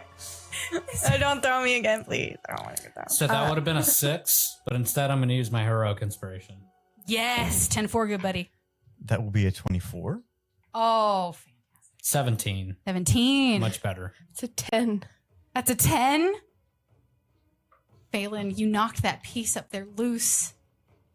And then the little pieces next to it that were still kind of loose and everything, with this other wave, they come down and they bonk you on the head. Not my head. You take 4 points of bludgeoning damage as Am I still in the air? yes. It just hit you on the head pretty hard, but it's 4 points of damage. It did, unless you're unconscious, you're still up there. Okay. The 2 crabs seem to duck and weave because one dodges out of the way and no problem. The other one, you hit by the debris, so it's fine underneath you. Everybody else, you're completely fine. Rocks are hitting all around you, but you're steady as a rock. It technically counts. Sure. Rocks are Sure. pretty steady. Rocks are pretty steady, except the ones that fall, I guess. I don't know. Fantastic. And now we add the big mama into the initiative. What the fuck? Okay. That seems appropriate, you know? That seems appropriate, actually. Yep. I bet it's a really interesting number. Like a 7. Oh, gosh. It prays for a 7. Top of the round. Well. Thal, Hi, Captain. your music is annoying it. I'm going to. Okay, so just to be clear, the one crab that was closer to me has now gone further into the middle of the cave. Yes. Roughly 50 feet from me now? Yes. Okay. Or you said 30 feet. Oh, wait, no. Yeah. So 60. Or wait. About 50 feet to the other thing. I'd say that's about... I'd say that's more like 40. I'd say that's 40 feet away, actually, because the point a little bit further over there was 35. Sure. Yeah. I mean, why not? I got it, Captain. I'll play louder. And Thal begins playing louder. Wait, is it digging into the wall because of his music? It's the sequence of events Oh, I He wasn't played- being serious. Oh. I was just He was just messing with Thal. Yeah, he's just no. roasting me. Oh, okay. I figured you were being serious because it does look like it's pissed off, just not at us. Sequence of events was Tal did music. The lights got brighter. It came up out of their piss and started wailing on the lights. Bonus action dash. I'm going to run straight up to the crab that's in the center, Oh, which is amazing. 40 feet. Yes. I'm going to use my attack with advantage Yes. to hit it for a 22. A 22. Yeah, that hits. And, okay, I got to do math here. Damn. Math. That is going to be 14 slashing. Okay. And then I'm going to take my second attack. Okay. And that is an 18 to hit. 18 does hit. And that's going to be a mighty 2 slashing. Let's go. Ooh. I am then going to run away. I think I will run behind the... Is your cloud of daggers still going over there? It is. Behind that little group of stalagmites Stalagmites, yes. that are up from the ground where the crab was. Mm-hmm. So I get the partial cover, but not into a bunch of sharp music notes because I'm not done. Absolutely, absolutely. And that will be my turn. That'll be your turn. Yeah, you slice off. Again, much like the other one, you slice off the legs and you notice that there are too few. Instead of there being 6 on each side, it looks like there was just 4, but they were thick and sturdy, and you knock one clean off as it wails. And you run back behind there. Perfect. Morwenna. How many feet am I away from the big one? The big one, Mm-hmm. you are, let's see, you're over there now. I'd say that looks like about, she wasn't too far from the wall. I think she's closer. Yeah, yeah. Perfect. I'm gonna say about 15 feet. And you got to use half your movement to get up. Mm-hmm.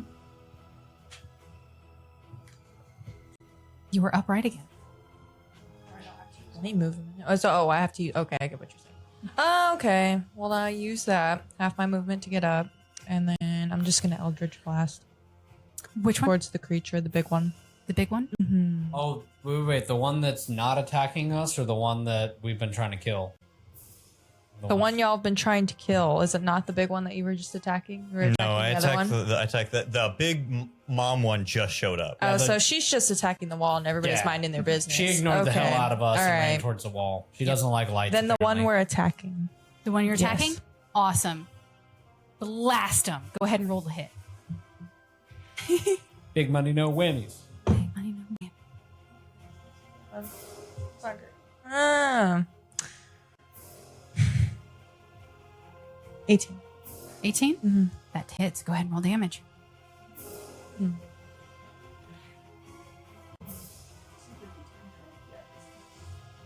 Six for damage. 6 for damage? Mhm. All right.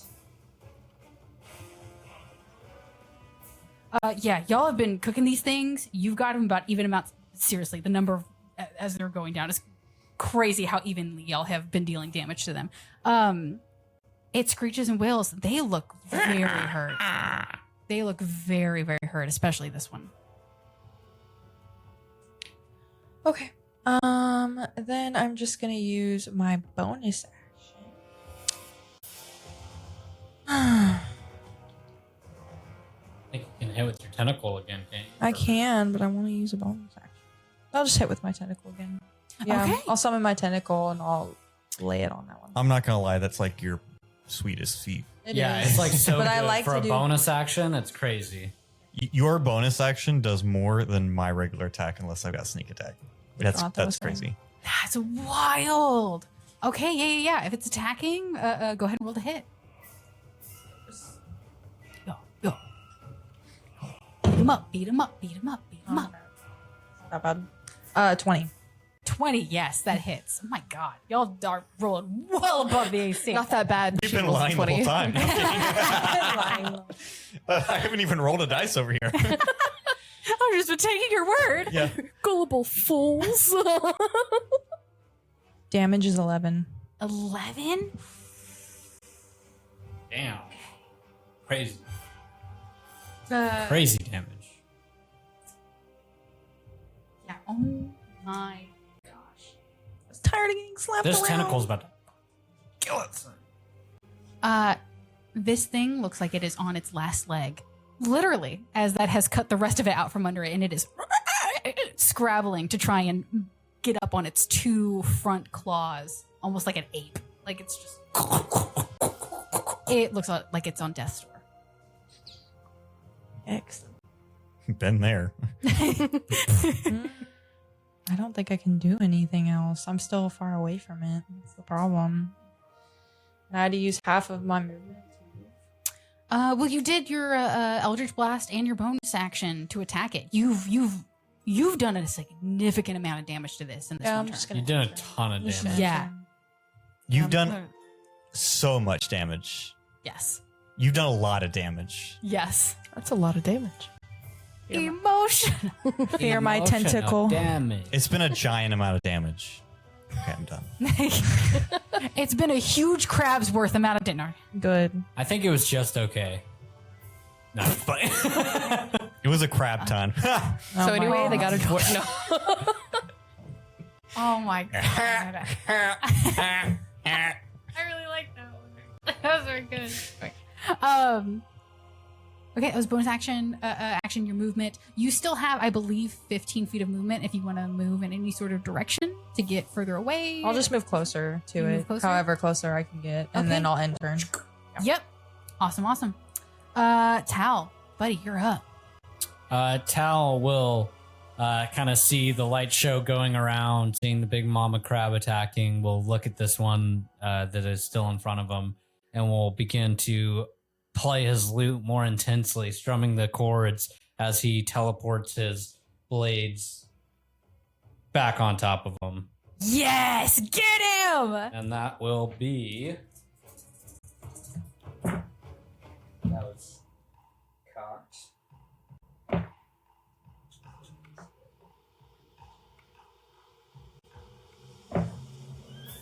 13 damage. 13 damage.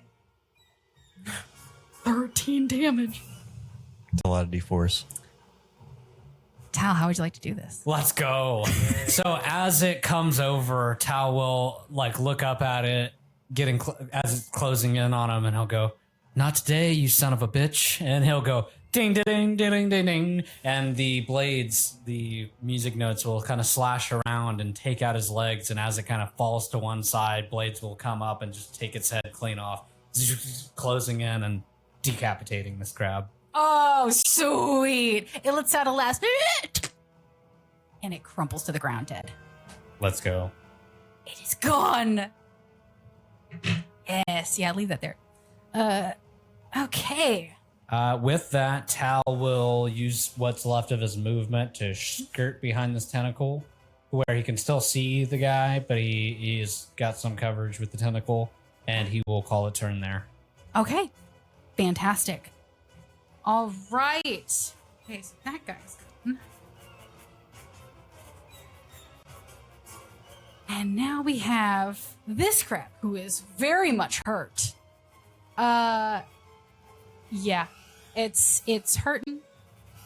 It's angry, it's squealing, it knows it's on death's door. It is an animal that is freaking out. It's gonna go ahead and wail on you as the closest thing there that knows it can. Okay. That's a nat 20. Oh, I'm not lovely. giving music to the enemy. I can't jingle cast. I especially can't. I for can't cast a players. reaction or anything. Do you have a I have a reaction. I sure do. What do you Where's have? the Hellish rebuke. Yes, you can cast Hellish Rebuke. I'll do damage to him. Yeah, what is it? That will do damage to him. If it damages, it goes off first, right?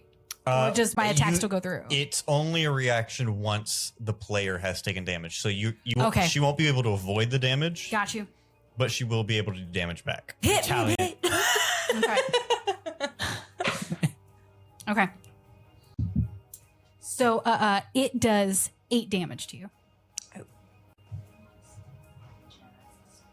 It as a last ditch attempt, it backhands you with one of its claws. Oh! There's some stank on that one.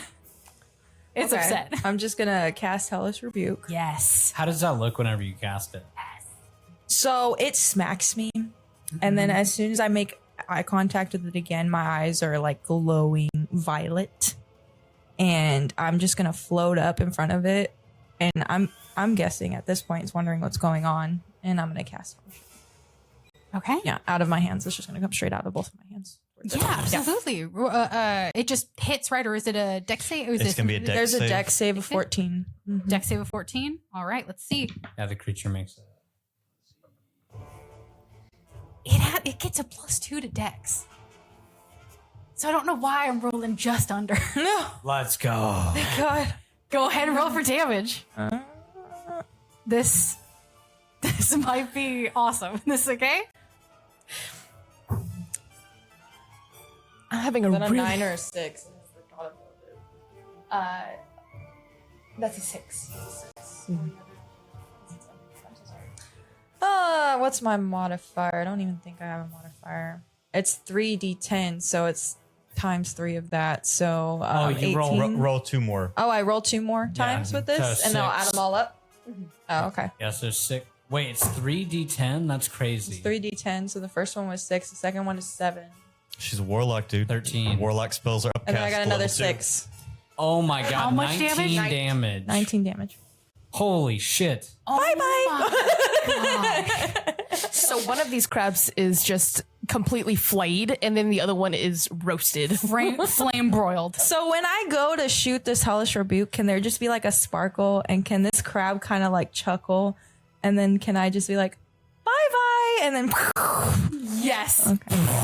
Its eyes, its little beady eyes grow, and there's little twinkles in them from the light, and it's like, ooh, and you go, bye bye, and it's like a cartoon where somebody gets hit with fire and they just become black soot with blinking eyes and then collapse dead. It's just gone. Nice. He crumbles into ash. Nice. I mean, you've done so much more damage. There's maybe one claw left of meat that's usable. Yeah, I in can there. take it The home to rest of eat. it's- Yeah, Yeah. one of them, and it's perfectly cooked. Oh, I gotta rest feed of the it is burnt. shipmates, so that's my job as second command. I'm supposed to gather. Yeah, this thing is gone. Take it out of there. It is done to them. And you can go tell your mama. Funny you say that. It's its turn. Oh my gosh. A single tear comes from its eye. I'm going to go ahead. And this thing's slightly more intense. So we're going to see what's taking up its attention more. The lights and the song, or the sound of its 2 babies dying. You have been playing so loudly and so aggressively, all that's on its mind is its fuzz. It can't get it out of it. Na na na na na na na na. It's the can't get you out of my head. It continues to wail on this thing. In doing so, it wrecks the room with another earthquake. I need everyone to roll me a dexterity save again.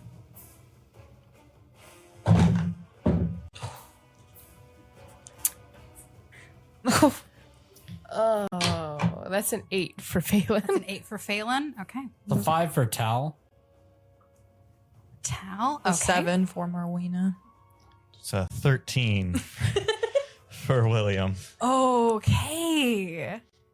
Okay. That moment where you create a bunch of monsters, but the group gets taken out by rocks instead. Yeah, the terrain has more kills than your mobs do. No. Everyone. You take 8 points of damage. Oh my god. I'm dead. You're unconscious? I'm dead. No, I'm From- actually dead. What? You're just So, I don't unconscious. know. I guess I'm Oh my unconscious. god, I'm about to say Yeah. what? You don't die unless you like get hit so hard that you go, below how many your total hit points are. So Like, if you say your So total what hit do I points do were at this- 20. If you had like 1 hit point left and they did, 21 damage. yeah. No, you're good. I promise you. okay. There's no way physically possible that you're dead. It just I promise you. knocked You're you out unconscious. Okay, Yep. that's fine. You have this epic. You blast this guy, and you're like, yeah, hell yeah, gunk. Our ragtag crew. Faelin gets hit with a second rock, and she's like, "Rah, rah," and like falls a little bit. She's looking kind of bloodied and struggling to fly. Oh, ow. Wait, am I actually the beefy one of the group? I am telling you, man. I am telling you, it's you and Thal against the you're world. the tank. Aren't you so excited? Good luck. This is gonna be great, guys. On the plus side, if she kills me, then I can be a tank.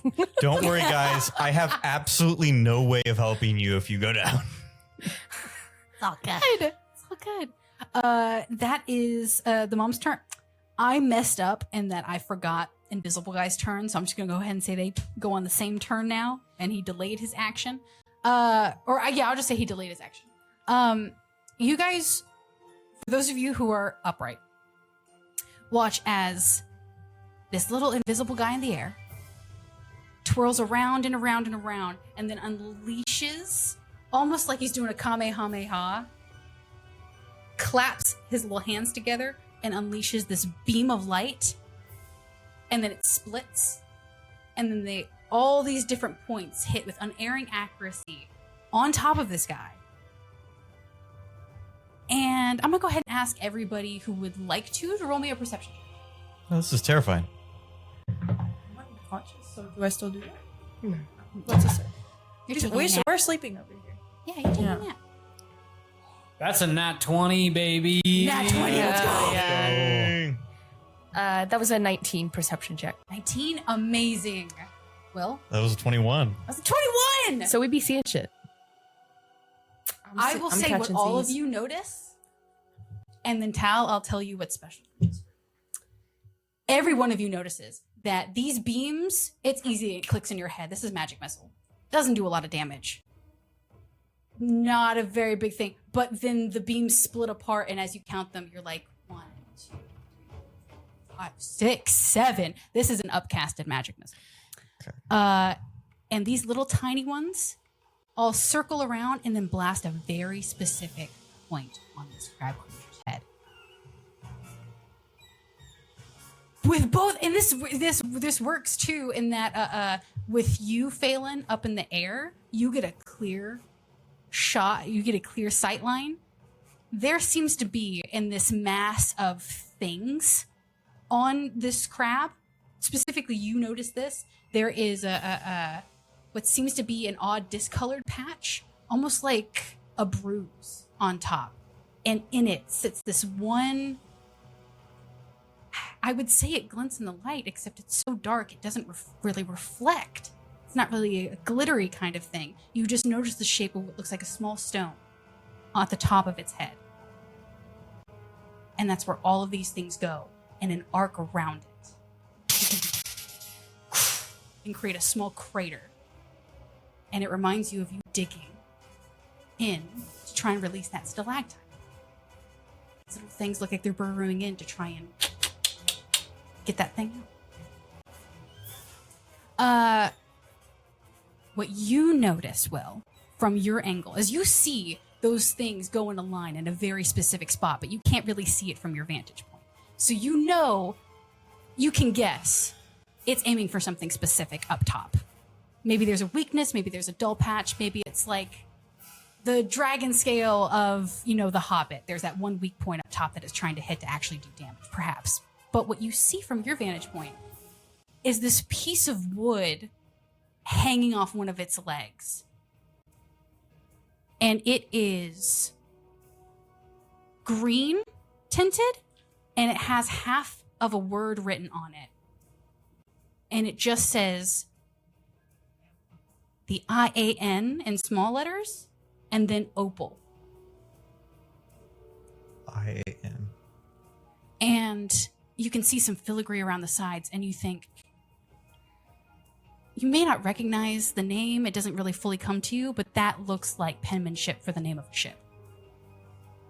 So whatever's going on here, it's got a piece of a ship on it. Which falls in line because there's other things attached. There's an anchor somewhere up hanging in another place, but that one catches your sight line as it starts moving.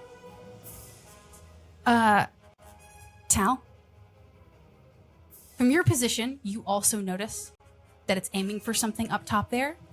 And it just seems to be the perfect mix of light in that when it rears back, you get a look at the very top of its head. You see that small stone that seems to be jabbed into its hide. And for a split second, it doesn't look like it's protruding. It looks like it boggles the mind to look at it for a split second, as if your eyes unfocus and it seems like an optical illusion for a moment. And then you blink and it's just a normal rock in it. But it seems to maybe be poisoning it. It seems to maybe be attributing some sort of rot, or maybe it's just ink and it's discoloring it. You don't quite know for sure. But it's something weird, and you felt a bit of vertigo when looking right at it before shaking it off. Okay. And that is what everyone notices on that turn. Top of the round, Will. Okay. If I bonus action dash, can I get on top of this thing? With your bonus action dash, how much movement do you get? I hit 70. Yes. Okay. Yeah, I'm going to climb up. I'm going to try to climb up to wherever the thing hit. I'm trying and get in that area.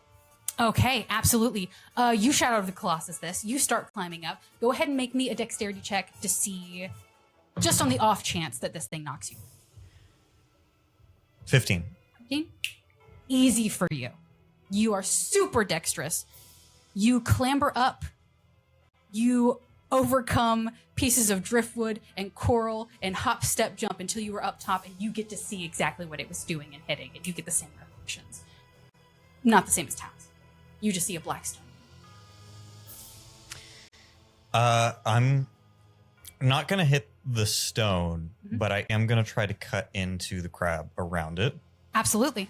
And just to make sure everyone knows this is kosher, because I've been rolling advantage, my second weapon is a short sword, and that gives me advantage on my next attack. So this attack's also with advantage because I have the weapon mastery for that. And you have it from the silvery barbs thing. Nope. I have a okay. weapon mastery, so I got weapon mastery on both of my weapons. Okay. That is a 24 to hit. Oh, yeah. Now, are you prying the item out like this guy was trying, or are you hitting it farther in? Like, what are you doing? Because it looked like the little fairy guy was trying to pull it out. Sure, I'll try that. If that's more what the consensus was, that it looked like it was going around it, almost to try to scoop it out, then that's what I'm going to try to do.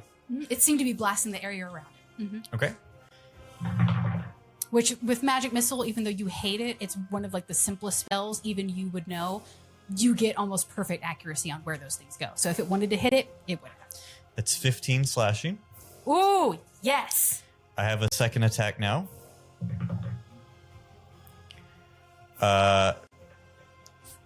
15 plus 21. To hit? 21 to hit. Yes. Okay. That's going to be 6 slashing on the second hit. Amazing. And I'm just going to stay up here. Yes! You're gonna ride the beast! I'm going to ride the beast. Let's go for it. There's an evil glint of just pure satisfaction in this moment for William. Stole Marina's move. Better bring me a souvenir. I'm passed out right now, man. And that'll be turn. Would you please bring me a soda as well? Yeah. Yes, please. Thank you. All right. Well, you were staying up here. You have carved into this thing. And if it's big enough, I will say I'm going to side glance to the invisible guy again and maybe try to get 5 feet away from it on the off chance that another round of blast is coming right my direction. So maybe just like a little bit further down the back. Okay, yeah. You still, I figure you still have some. Not the best wording, but it's whatever. You turn around to look at him, and he's still kind of grooving in the air, and he looks at you and goes, waves his hand around. I hate this place. Yup. Morwenna, I need you to make me a death saving throw, and I need you to send me the result on Discord, and don't tell anybody. Thal, it is your turn.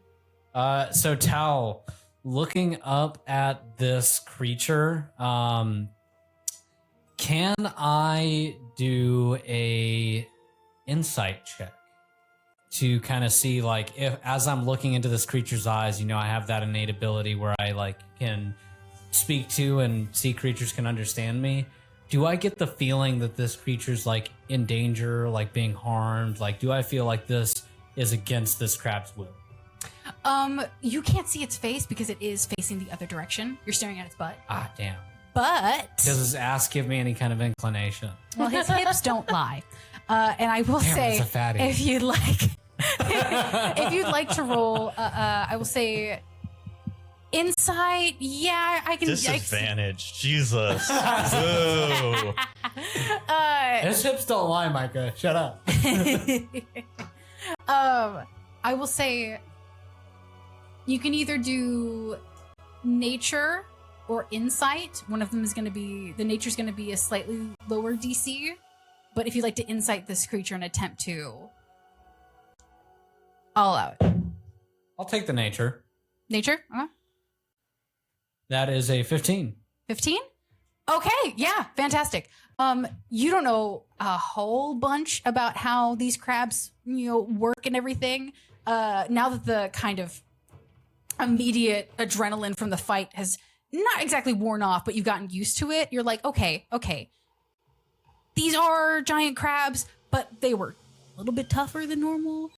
Don't shoot water guns like Pokemon. They don't, this is... something weird is going on here.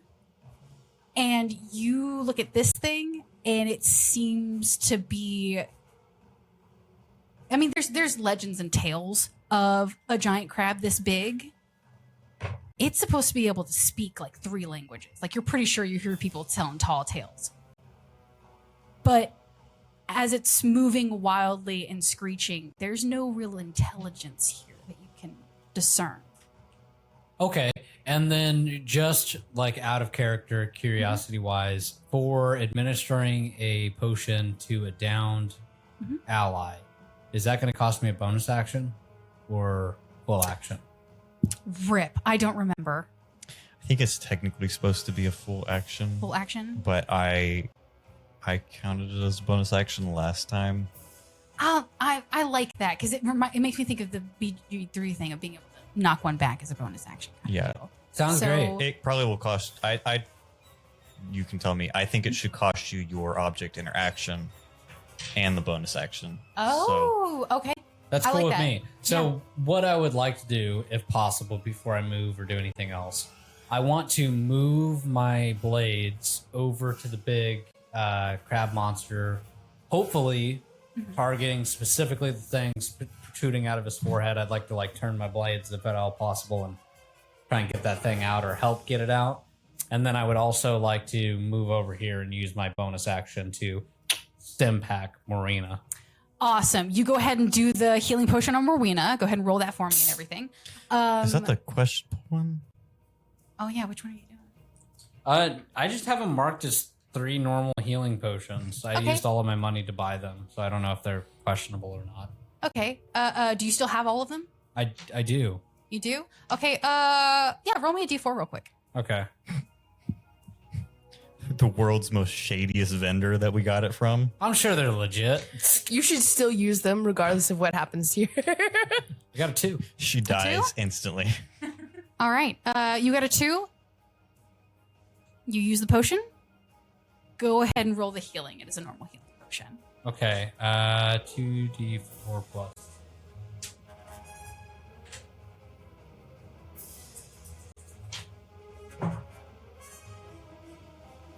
So that is 7 points of healing for Morwenna. She's alive.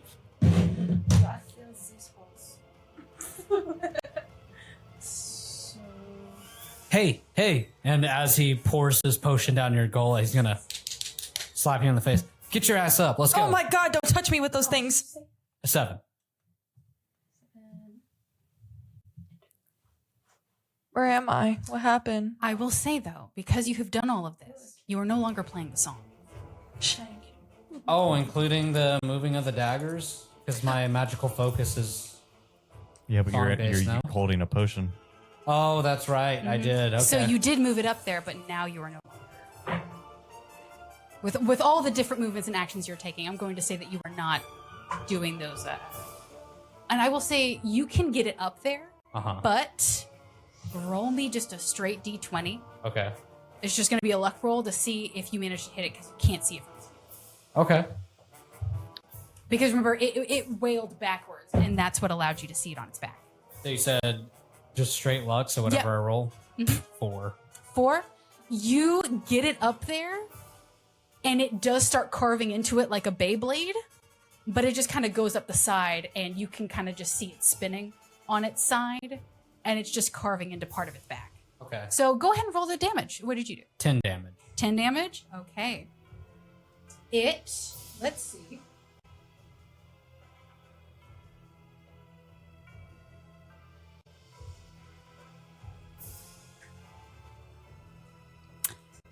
It wails. Nice. And with no music to distract it, the light begins to dim as the echo starts to fade. Something will happen because that's the end of your turn, yes?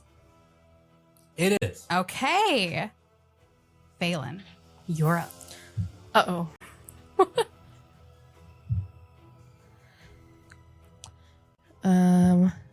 So witnessed all this, bleeding heavily, frantically looking for where she should go to not get eaten or stepped on.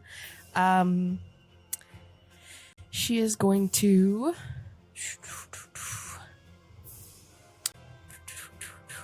look back and forth for a second, and then she is going to healing word herself, and I'll do that in a moment. Okay. And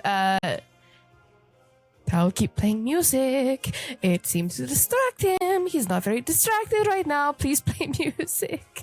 And then she's going to teleport to Tal's way over there, right? Now, question. You're teleporting to different maps, correct? And you've teleported between Will and Morwenna before. Tal doesn't have a map. Actually. Yes. Okay, I was about to ask, how many maps did you make and you gave one of them away? So if they still all have them. You accidentally teleport to the wrong one, and you're just now out of combat. So I believe I can make 5. Okay. I had one, Morwenna had one, Tal had one, and Will had one. So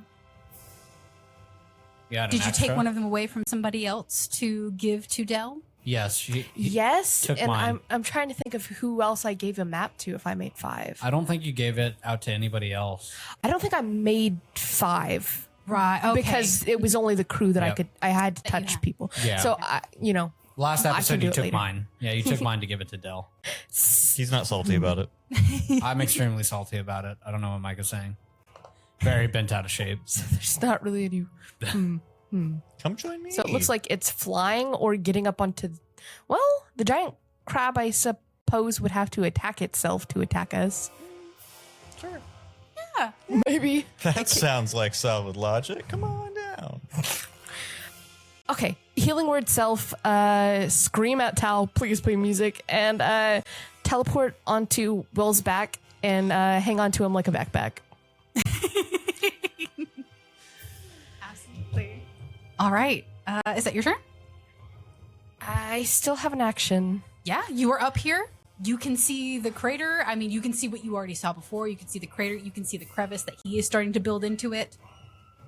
So I see all of this, and Shit. And then drop down and with my dagger try to dig it up like I did this stalactite. Okay, yeah. Go ahead and roll to attack. Oh, that's not very high. That's a 7.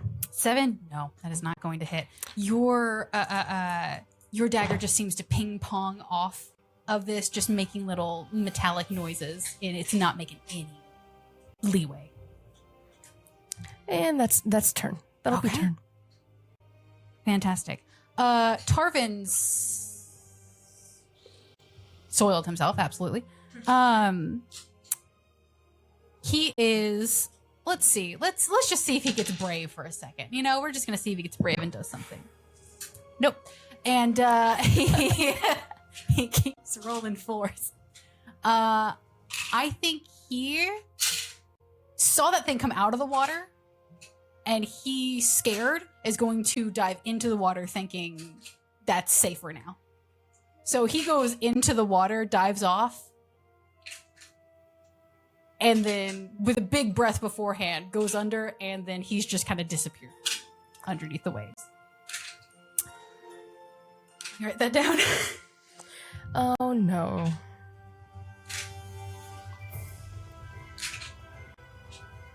All right. And now it's time. Big Mama's turn. No longer distracted by the music. It starts to quiet. And she is able to turn fully around, paying no mind to the extra weight that's on top of her head because of how much other shit she's got going on. And look around and just let out a piercing wail.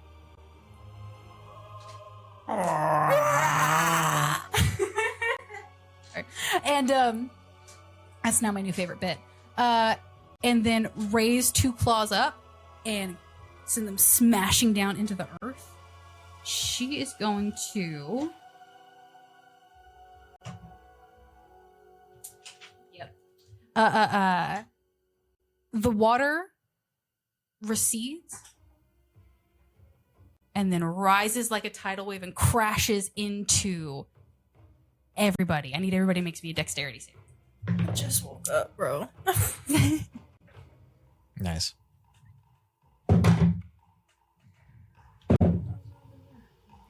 It's a 16 for Faelin. 16? Okay, got you.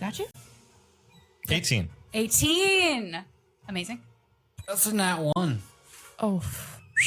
Oh, did we decide on a nat 1 noise? I had to switch playlists. So Oh, got you. Wah, wah, wah, wah, wah, wah, Morwenna? Exactly. A 16. 16? Mm-hmm. All right. Fantastic. The 3 of you, these solid 3 guys over here, 16 and up, you 3, you're fine. You're absolutely soaked with water, with salt water now. But you managed to stay where you are, relatively put. Taliesin. Tal. Taliesin. Tal, you get swept up and you think it's pushing you closer to it before the water recedes and drags you back with it. You get yanked 30 feet. Right to the water's edge. Okay. And I pre-rolled my concentration check. I didn't know if I was Okay. taking damage. Am I? Yes. Okay. I passed my concentration check just barely. You take 6 points. Okay. Nice. And by the way, just so you know, you have to wait until the damage. Because it's either a concentration check of 10 or whatever you roll, whichever is higher. So if you take I think it's half of whatever you take. So if you take a crazy amount of damage, you have to roll a concentration tech higher than 10. Oh, really? I Does that didn't make know sense? that. Yeah. Okay, so with 6 damage, it's still just... Yeah, no, 10 is you're, really cool. you're good. You're good. But just in the future, you might want to wait until you hear what the damage amount is. Cool. Dope. All right. Let's see. It's also going to move forward. It's going to charge forward, and it's going to put itself in melee with you, Tal. and flying in the air, the still invisible creature. Okay, I was about to be like, Also, I beg your pardon. Also, Beth has an attack of opportunity, I believe, because she was flying. No, I next was to on top of Will. her. Oh, You guys are just riding the valiant steed. okay, never mind. Like a really weird stack of tops right now. This tickles me so much. I love this very genuinely. Okay, that is its turn. Will, top of the round.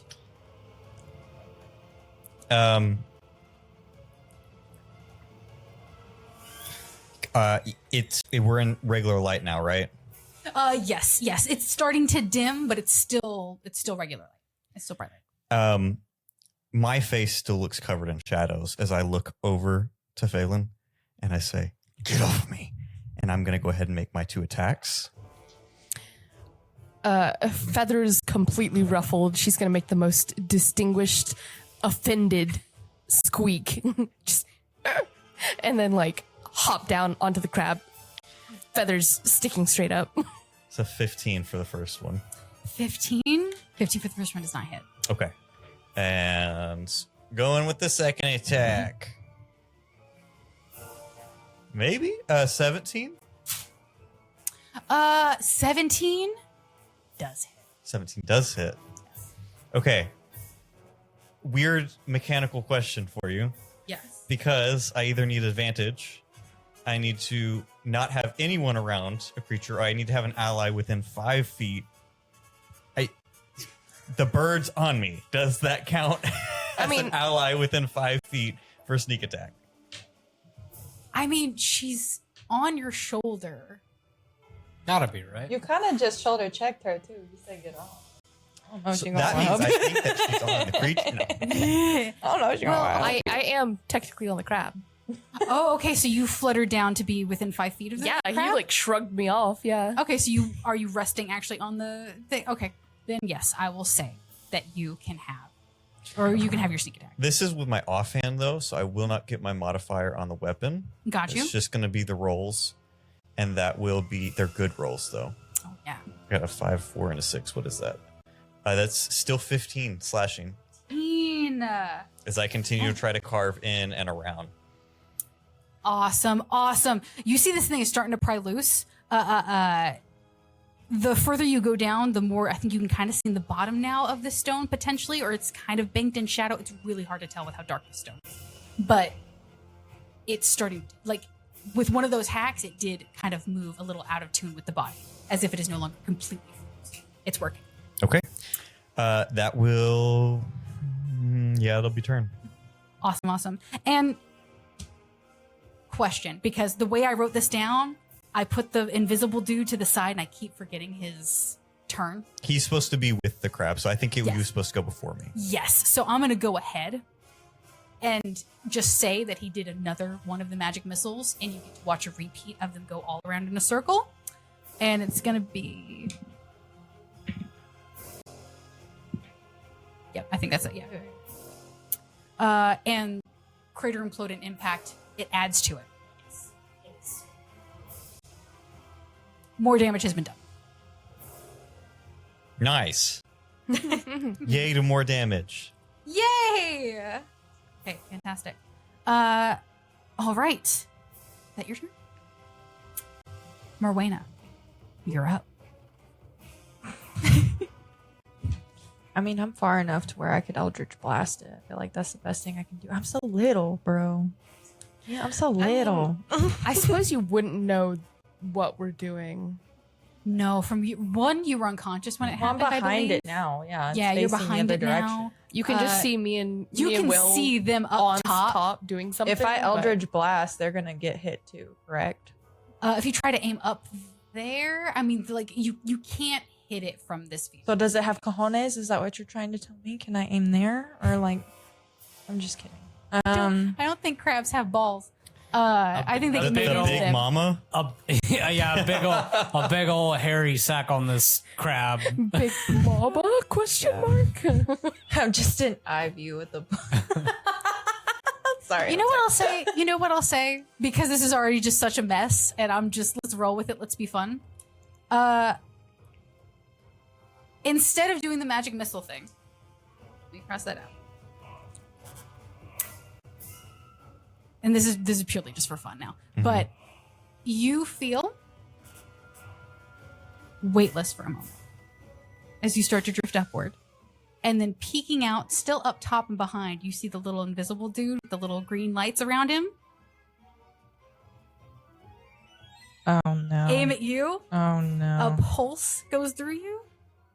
What are you doing to me? And you start to float upwards a little bit. Can somebody turn on the off switch, please? And then you can feel it kind of switch naturally into gear where you realize you can kind of control this. You have been given, you can fly. Nice. So do like my ears guide the way or what's up? I'm just kidding. I'm just kidding. So can I like Superman towards his ass? I'm just kidding. Yeah, basically, I believe with fly, and I can double check, but I believe 60 feet. Fly, you get 60 feet of movement and you can be in the air. Can I go join Faelin? This is a nice view. I see why you up here. Oh, hello. I'm glad you're not dead. We're trying to pry whatever the fuck this is out of the crab's head while Billiam over here is being a dick. And then Billiam. she's refusing to look at him. She is thoroughly offended by you now. And she's gonna keep like pretending to do this until her next turn, but try to dig up this thing. Okay, well maybe this will do the trick. And can I take out my sickle and can I kind of like pry it in between what we're trying to get out? Yeah, so you're not trying to damage the area. You're really trying to get that in trying there to get and it do out. the lever. Mhm. Okay, yeah. I'll say there's enough of a crevice now that you can dig in there and start to. I will say, go ahead and make me. I'm trying to think. It'd probably be like a strength check or something. I'm trying to think for leverage getting in there. I believe it would be a strength check. You just want to do it as, I mean, you could do it as an attack roll if you wanted, but Yeah, I was debating on whether or not making it where like people could get the help action from her and everything, but with what y'all got, I don't think that would be super, super useful. So I'm like, all right, let's just see how much we loosen it with this. yeah. Yeah.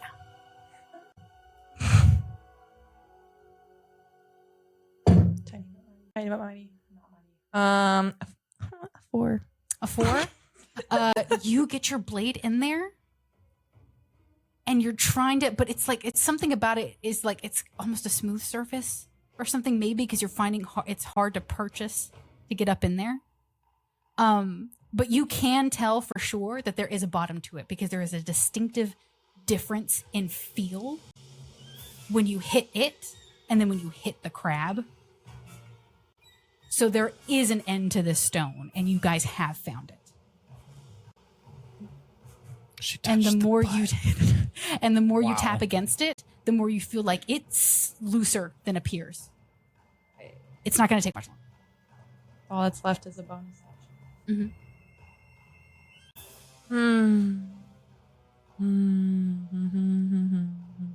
I'm sorry, you guys. Give me one second.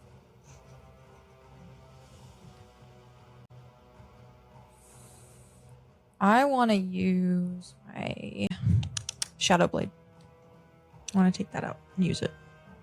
So, you weave together threads of a shadow to create a sword of solidified gloom in your hand. This magic sword lasts until the spell ends. It counts as a simple melee weapon with which you are proficient. It deals 2d8 psychic damage on hit and has the finesse, light, and thrown properties of a range 20 out of 60.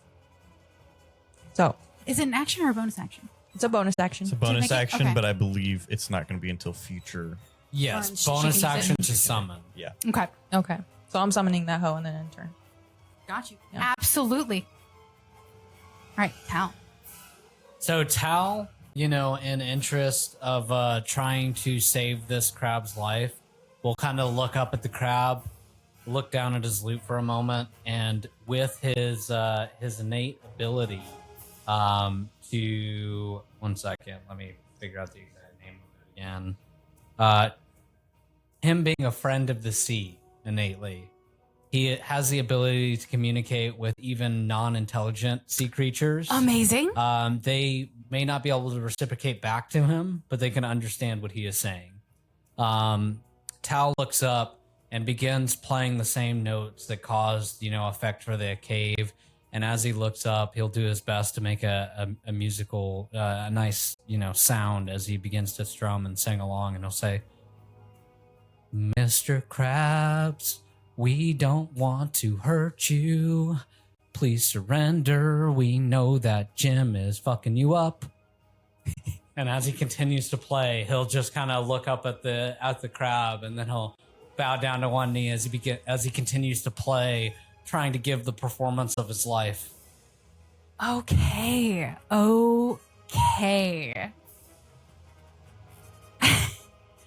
To be clear, you were using the same notes from before. Yes. I did the thing. Okay. Yeah, he clearly likes that song, so he's trying to make a new song out of it. Trying to be as persuasive as possible. Yeah, he clearly loved that song. Trying to figure out what to ask for.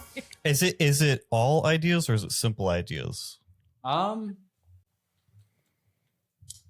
So aquatic animals have an extraordinary affinity with your people. You can communicate simple ideas to any beast that has a swimming speed.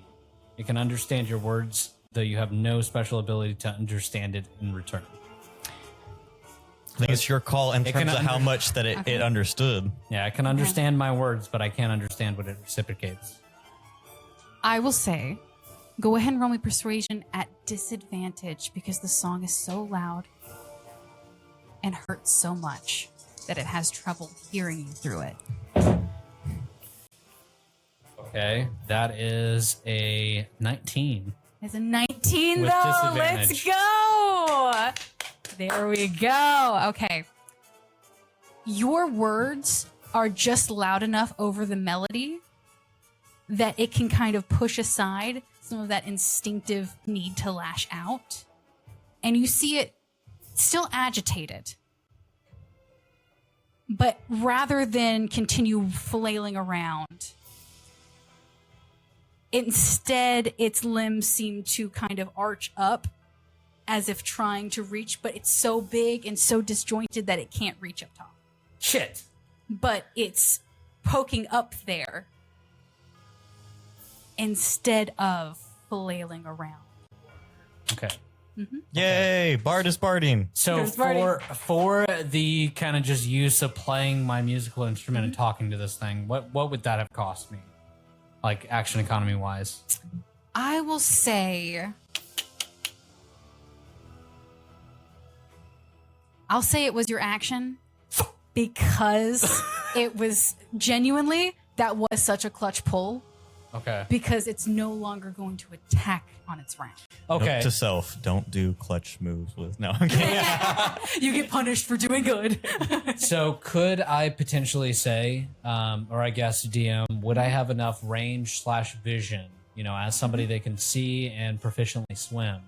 If I wanted to dive in here and double check on homie that we picked up, would I still be able to maintain concentration on my blades? Do you need line of sight to see them or anything to keep it? I think so. Let me double check really quick. Because if you go into the water to look around, you're not going to be able to look at it too. But if you are backing up into the water... It's concentration, so I think so. Yeah, You I think think you I have to need, have line of sight I on need to it? have line of sight, I believe. Okay. I will say, with keeping it in the corner of your eye, you can still look in that direction and try and see through the water. But if you try to actually go in the water to look, you'll lose it. I'll tell you what. While I'm playing, using my whole action to try and distract this thing, Yes. do I get the? I guess I wouldn't know, but I'm just going to hope that this thing is so distracted with the gem that it will just leave me alone. And I'm going to, as I'm playing, trying to convince it to turn around, I'm going to see the opportunity and I'm going to stop playing long enough to and dive in after Tarvin. Yes, let's go. And I'll dive into the water with my swim speed. I have regular swim speed underwater. Mm-hmm. Tarvin good? Is he cooked? Yeah, you look down in there. Go ahead and roll me perception just to see what all you see, but you can clearly see Tarvin. You go ahead and roll. You dive in. You see that this drop off is a lot deeper than expected. It kind of twigs in your head. This is probably one of the caverns that Del was telling you guys about. Okay. It's the cave system. Okay. It is as wide as this thing, even wider in places. So it looks like it's one of its usual routes to carve in and out or whatever. But go ahead and tell me the 15. 15. You look around. You see in the distance some different shapes. It looks like some more of those giant crabs you guys fought. Some of them seem to just be lying still. One or two are slowly making their way up from the distance. And Tarvin on the other side, looking dead at him. You splash it and he looks right at you. Points at him. Throw him back. Throw him back. Fuck. So I'm gonna get as close as I possibly can, to Tarvin, and then, since I can breathe and speak underneath water, I'm gonna be like, "Yo, we got to get the fuck out of here," and I'm gonna kind of point up towards the surface. He is going to, cheeks fully puffed out, chipmunk style, eyes wide, bug-eyed, is going to nod very furiously. Okay, so at that point, I've used action, no bonus action, movement. I'm gonna call turn. Absolutely. Fantastic turn. Genuinely. 19 persuasion. That's insane. He was going to do a lot of stuff the next round, so it's very good. It's very good. All right, Faelin, you were up.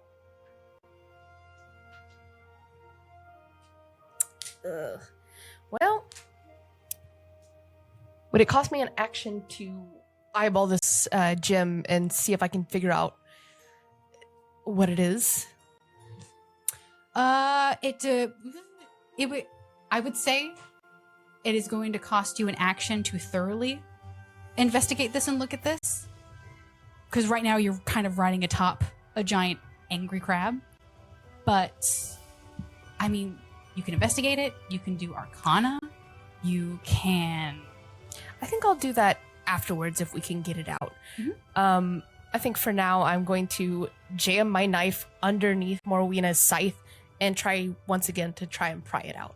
Yeah, absolutely. Go ahead and so you're not jabbing anymore. You're also trying to leverage it to pry it, or are you trying to jab? No, I'm jabbing it underneath and then prying up. Okay, then that would be a strength check. Oof. I don't think it's a 14. 14? That's pretty good. That's not very bad. good. That's actually very good. Yeah, I'm gonna go ahead and we're gonna see. Fantastic. You get up under there and you, with Morwenna, manage to...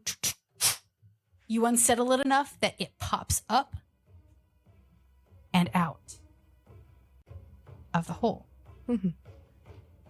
I need anyone who is within a 5-foot radius of it to make a dexterity saving throw real quick. Or, yeah. Morwenna, I don't actually think that's you because you're all the way back there. I think you're good. I was next. I was on top Yeah, she of there. flew There's up. just no Oh, more she room did. up there. Yeah. Oh, never mind. Faelin got a nat 1. Oof. Ooh, okay. I got a nat 20. Play that fucking music, white boy. Why would you steal? I don't know if I got it. Oh, there it is. Wow. Let's go. That's a quality bottle. Fantastic. Morwenna got 5? Okay. Seems good. You guys, the debris that comes up with it is lots of sharp shell shrapnel in a way. You two take, thankfully it's very minor. You each just take 1 point of damage. Dang, I gotta stop using that one. You just take 1 point of damage each. You take nothing. And with your dexterity that high, when this thing goes soaring past both of them who have kind of brought their hands up to save their faces from the shrapnel, you reach a hand out and just pluck it from the air. You now have the pitch black gem. My feet are just glued. Oh yeah, you're rock steady. So what? While this is getting pulled out, what is happening around us in the scene? With it in hand, you hold on to it, you clutch it to yourself. It's safe. You're looking around, looking for danger. And as you look around, you're noticing that your sight lines are getting further and further from the ceiling as your ride starts to slowly lower until the, not ground beneath your feet, but the shell seems to crumple and start to shatter. I need everyone who is actually standing on there, which I think is just you, because both of you can fly, correct? Yeah. Both of you guys can stay right where you are in the air. I don't think you can. Yeah, Sunny. Last She's round I was flying. able to fly. Oh, That's you how were I given got up flight. there. Never Yeah. mind. My Given bad, flight. My bad. Will, I need you to make another dexterity saving throw to see how you land. You know what? Okay, I'm totally No, wrong. it is a nat 20. I'm so not. I Yeah. probably would have gotten it anyways. It was a 16 plus 6. So 16 it's a plus 22. 6. I Go was ahead and roll totally with giving you- advantage. I was totally giving you grief. Yeah, you're a rogue that's rogan. You'll be fine. Yeah, it's still 16 plus Yeah. 6, 22. Do your Absolutely. job. You ride the wave down, Darn, no I got a problem, dex save. as this giant crab becomes millions of smaller and smaller crabs as they break apart, scuttle around, and then just take up the whole space. They are the same size, actually smaller than the ones you guys saw on the beach. Everything that was on top of it crumbles and falls too into different piles and mountains of weird trash and glittering sea coral and other detritus. It's hard to see it just at one quick glance what exactly is in all these piles, but there is stuff to sift through. You look around, and what was cresting on the wave were two of those big giant crabs, and they, as they get closer and closer to the surface, Thal, you and Tarvin watch underneath as they shrink too, and then scatter into a bunch of other smaller crabs, and then scuttle their way back down to the depths. As they go, Tal will kind of reach out one hand. They go in peace, my brothers. There's lots of little clicks echo throughout. We are out of combat. Everyone can rejoin each other. Tal will immediately pick up the poop deck hand and get him above the water again. Just you get him up. Is it over? Shut up. Okay. All right, Captain. What do we make of that situation? You just rode a wave of crabs down. You look badass as hell. Yes. Like you just decimated that battlefield and then you just ride. I do Hell yeah. actually. More than you maybe realize. I'm so impressed. I'm completely stoic in this moment. And I've got this gemstone in my hand, yes? Yes. I'm not getting any effect from it, am I? Do you look at it? No, I'm not looking at magical BS. Now that you ask you me, hate- no, of course You not. hate, yeah, you No. hate magic. I assumed you just kind of had it and tucked it close to be like, all right, we're not letting this break or shatter or do something dumb. Yeah, you just got it. Okay, so so I'm just going to put it straight up. Are you gonna come out yet? And down will float the invisible man. The tiny invisible. Until he is at about slightly above eye level with you all, still floating and flying. As you all rejoin, Morwenna, you feel the effects of fly leave you as your feet touch the ground. And he, with a little clap, appears before you all. No longer invisible, green sparkles drifting away. A long, wide-brimmed hat, face cloaked in magical shadow with two little glowing yellow eyes. Done up in a little cloak that covers his entire body. Floating, kind of wriggling, and with two little hands that pop out covered in mittens.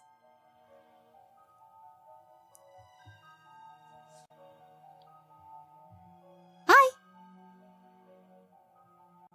Hey, man, how's it going, little magic man? And he'll kind of walk up and attempt to dap. Before he even does that, my blade is against Tal's chest. Oh. And Tal will stop mid dab attempt. Who are you? You show your face, and I'll show mine. That's okay. I don't want to see it. Thank you, guys. That helped a lot. I'm tone deaf. I can never get these things to sing. And apparently it was drawn, all of them in. That was very, very helpful. This isn't common. Yes. You could speak English this whole time. So, you could speak common this whole time. Yeah. So was it I was just- reading a book in Draconic earlier, and so it takes a while for my brain to retranslate, and, I forgot. I'm sorry. Hey, the language of music, man. It speaks to us all. Far out. And Tal will reach over and return the nux. Yeah, give a little fist bump. It is a tiny, tiny little hand compared to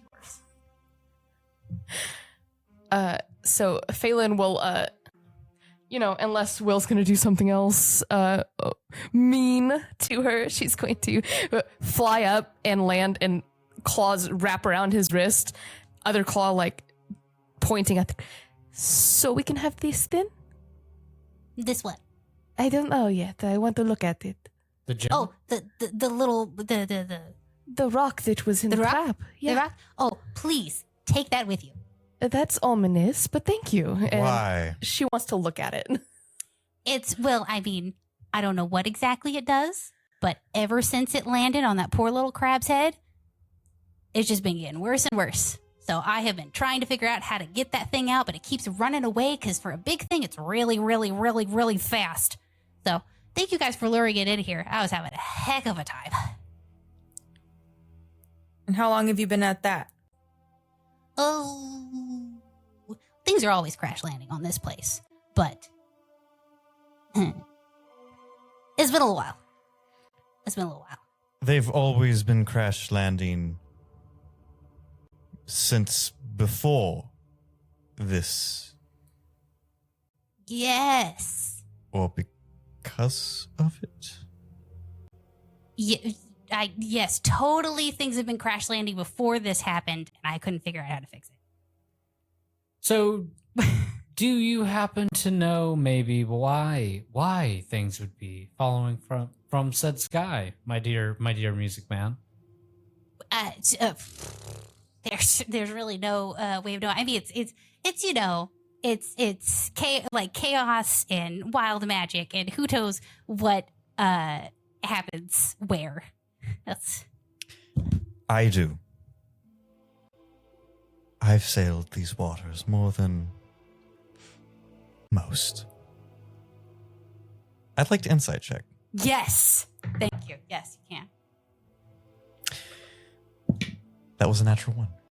That's a natural one. That's a natural I'm one. sure it's fine. Oh my gosh. He has wonderful good intentions, and you think that he is totally trustable. You guys are also suspicious of my NPCs. Like, I don't know what that is. Faelin is going to ask a question, but she is also watching this guy, because why would someone so willingly give away a really cool magical item? She can't fathom this. Okay. Something must be wrong with this guy. You want to insight check him too? Yes. Yeah, anyone who would like to, who has like a specific thing they want to try and insight him about, can. You just got to tell me what you want to insight, yeah? So that's 19. 19. Fantastic. She wants to know if she can pick up what his game is. Is this a trick? Is this a trap? What's going on? But what she's going to say is, yes. Whatever. Eyeballing him while her claws kind of caress the rock. She wants to know, where do you know where this is? This is the cave in the mountain on my island. Uh-huh. And where is your island on map? And you show me that? Sure. She will, is this rock big enough that she could try to take it from Will, or is it as big as she is? I would say it's about this big. I don't know if that's Like a good. softball? Kind of, yeah, it's a little elongated and kind of jagged in places, but still looks kind of smooth-ish. How much attention do you, like, give it? Do you look at it? Do you just glance at it real quick? She wanted to investigate it, but she also really wants to know where we are. Yeah, just had a quick glance out of your eye. It looks about the size of, like, a softball if it was stretched a little at the top. Softball-sized egg. A papaya, maybe. Large mango. So maybe she struggles with it a bit, but since Will obviously doesn't want it and this guy doesn't want it, she definitely wants it. I would say with what was your insight again? Was it 19. 19? Okay. You're thinking, what is this game? This is suspicious. Why is he keep this guy is not, for not having a face, he's very bad at not obviously lying.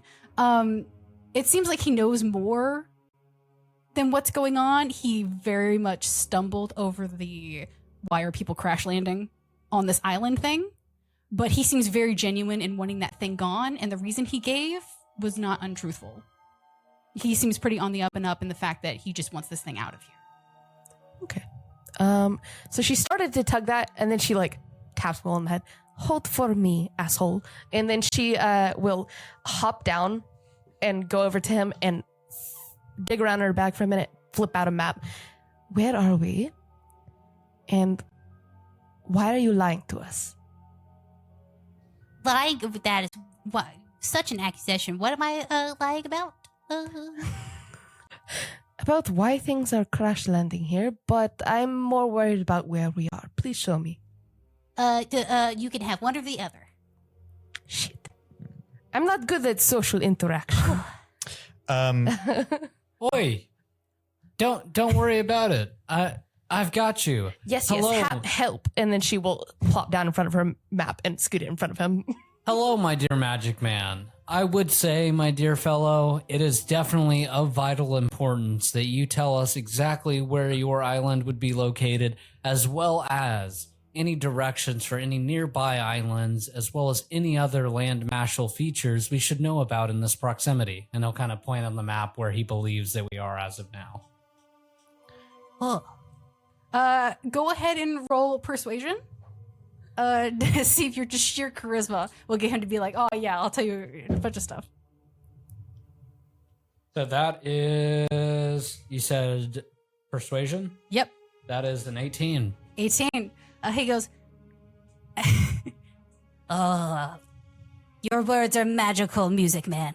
That's what I'm talking about. And he'll hand him a quill as he kind of rubs his shoulder as he continues to draw. I don't really enjoy being touched, but that's fine.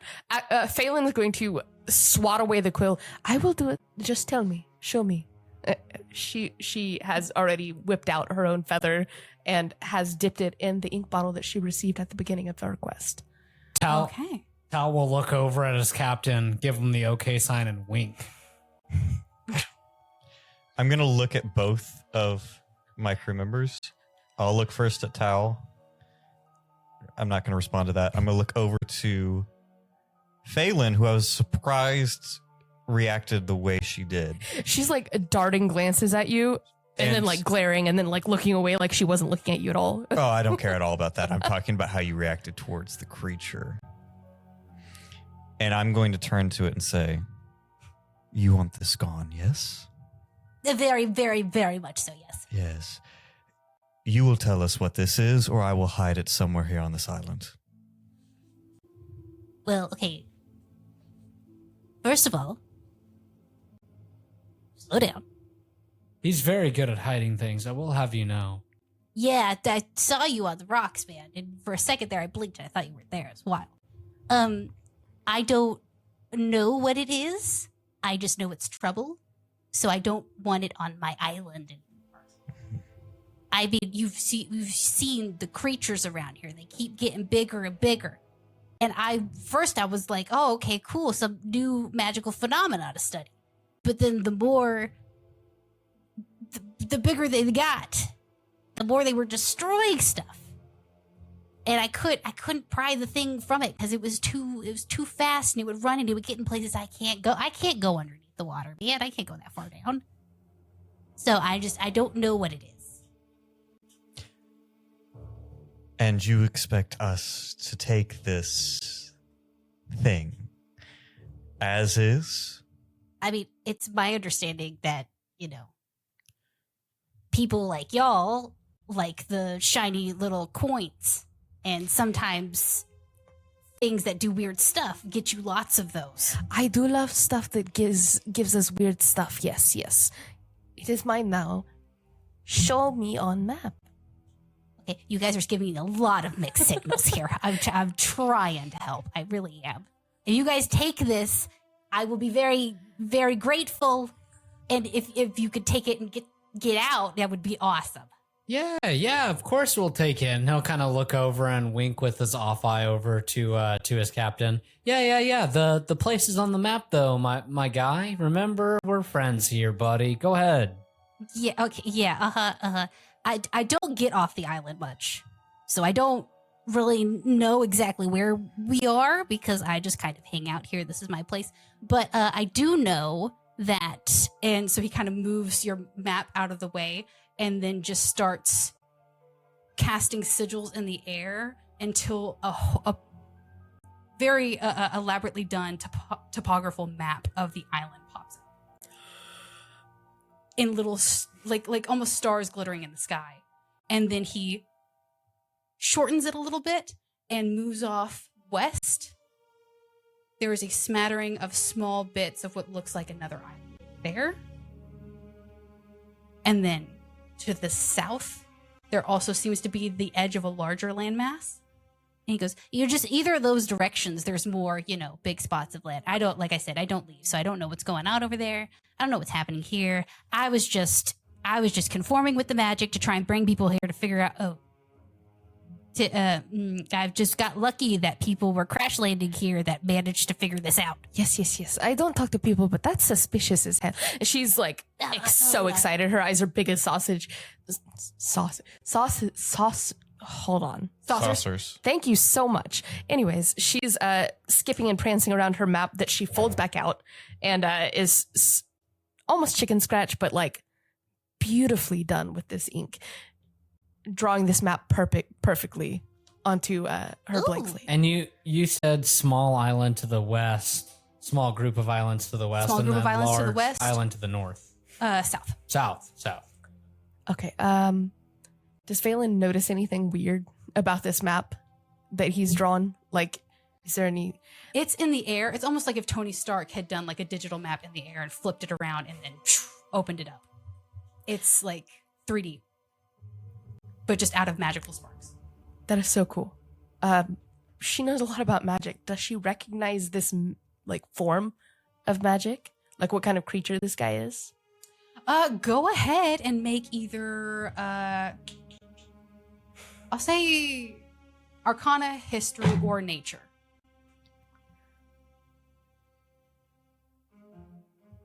I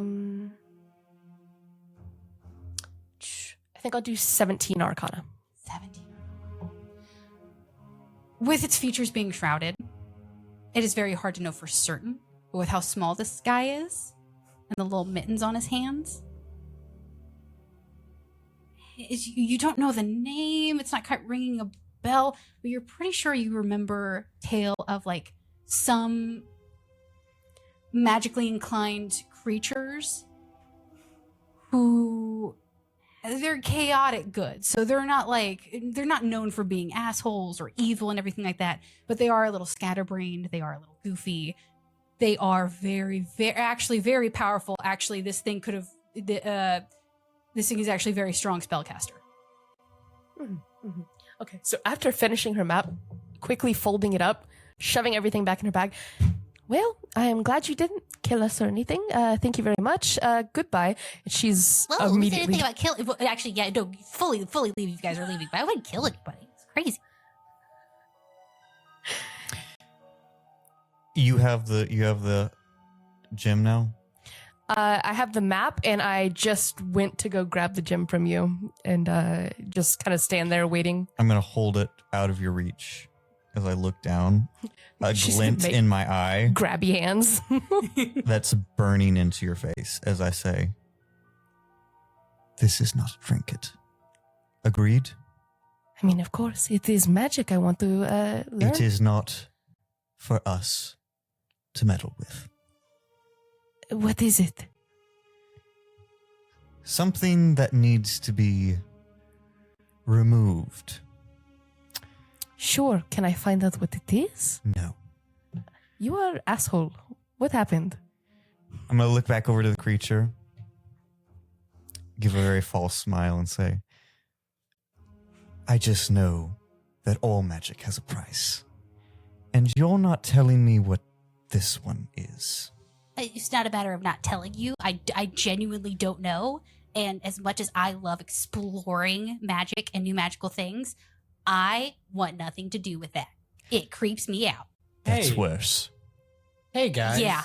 No worries here. I appreciate all the information you provided, my dear guy, and I will walk up to the big crab that's still sitting there that we have not actually killed, and I'll walk up and touch him on the leg. There's no Yeah, big crab. there's no crab.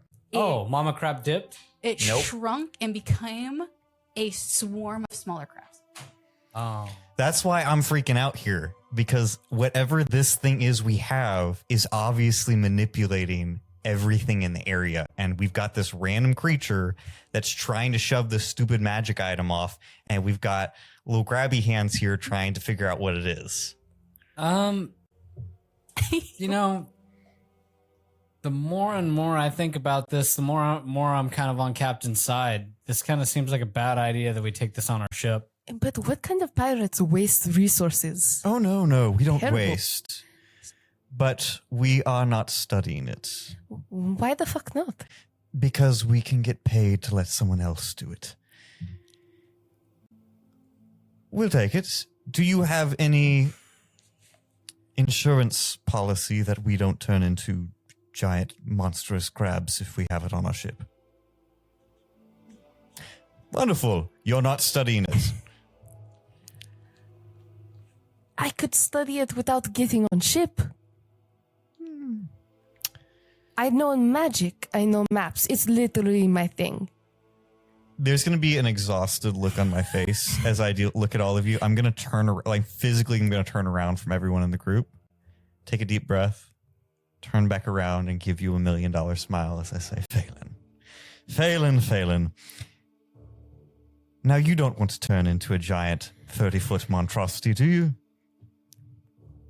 Oh, I could give us heading if I was 30 feet. Mindless, evil, trying to break everything around you, monstrous creature. Not especially, no. No, I don't want that for you either. It's not forever. It's just until we know more. We will know more if I look at it.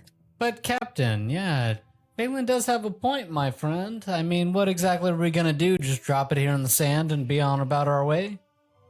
If you leave it here, I'm gonna be so upset, my guy. Like I gotta be very serious with you. I'm gonna be very. We should take it away from here. He is dangerous. You got a point. I'm gonna point my weapon at the creature and say, "Now, Faelin, He is more dangerous. does he than strike this. you as a weak sorcerer or a strong one?" A strong one. And he wants nothing to do with this. Which is why I want to know why. great questions to answer off of my island. Look, I feel like, honestly, at this point, I'm going to roll off because there's no way I'm ever going to agree to let Faelin study this thing. This is terrifying me because I don't, just above game, I don't believe that this thing that we just discovered isn't the reason why this entire island's screwed up. So I genuinely don't want Faelin to mess with it because I think whatever we just got, this person's lying to us. Okay, but the crabs aren't the only things that were huge. I don't think this is the only one. I think this is a But the piece of a moment we whole. pieced it out, all the other crabs also melted. So everything in an area effect gets affected by this thing. But I'm thinking that in order to affect the whole island, there are more pieces like this. In order to know if it's a broken piece of something, I would have to take a look at it. While they're arguing, could I potentially look over to the magic man and be like, "Hey man, look, You know, I can be pretty convincing, you know, my guy. Maybe, Yeah, no, you said like a couple words to me and I just folded. It was wild. hey, I have that effect on people, my guy. It's all good, man. It comes with the music. So You know what I'm jealous. saying? Everything you say is just in perfect notes. It's wild. Hey, I appreciate that, my guy. Look, though, you know, maybe this would make the pill a little easier to swallow. You know, you soften the blow a little bit by filling our pockets, man. You know, what exactly is it worth to you? Get this thing off of the island. I think my captain may be able to, you know, hear a little bit of reason with a little cheddar in his pocket. You understand are what I'm saying? ironically the best pirate of the group. I've told you I was studying, my captain. I knew I would make you proud. First name. He'll say that under his breath. Oh my gosh. I mean, look, that thing, it accumulated a lot of stuff. There's a lot of piles here you guys could go through. There's maybe something good in there. You're welcome to any of this stuff. You know, I have like a couple things in my tower that are pretty cool. I'd have to go back and get them because I mean it's pretty far up there. I'm not gonna. Yeah, just give me the coolest shit. I mean, you're magical. Clearly, you've got some potential to get back up there in here in a hurry. I mean, come on, hook it up, my guy. Remember that sick ass song a minute ago? That was a really good song. Did you see Dude. the way it lit up the place? That was so cool. I'm telling you, you go up there, come back with some cool ass shit. I'll play you a private concert just for you, and I don't offer that to anybody but you, my friend. It's gonna take me a little bit because there's some like magical stuff I've got to do to get in and out of the place and everything. So it's gonna take me like a couple hours or so. I mean, if you guys want to just bunker down here for a bit, I mean, I can go get some stuff and come back. Hey, man, it's totally fine. That I will gives us clean time. out my closet. You don't understand how much clutter I've got in there. That's exactly what I like to hear. That gives us plenty of time to take a long rest and come back next episode. It's like if you hey What kind of anime ending was that? That moment where he breaks the fourth wall to convince this guy. Sorry, I was trying to get us done by 10:30, so I was like, yeah, I was trying to wrap to a place where you guys swear. I love that. Yes. I'm going to toss it to Faelin and say, Master Thal, if Faelin does turn into a horrible, hideous monster, we leave her behind. Sure. And she will take the crystal, turn it, plop down onto the ground, put it in front of her, and start getting out gadgets and gizmos, and put a headpiece over her eyes, flick a couple of the glasses down, and look closely at this rock and see what she discerns. She's not touching it while she's looking. There is not a damn thing you will not dive into, and I love you so much, Beth. I love you so much. Okay. We will get to that exploration next episode, because before we end, as Faelin sits down, and the creature says, okay, I'll be back as soon as I can be back, and just stay here. If you leave, I guess you leave, but if you're still here when I get back, you can have whatever I bring back. It's fine. Just, as long as you take it out of here after. Okay. And he just flies off. He immediately turns invisible, and you can feel the breeze as he goes by.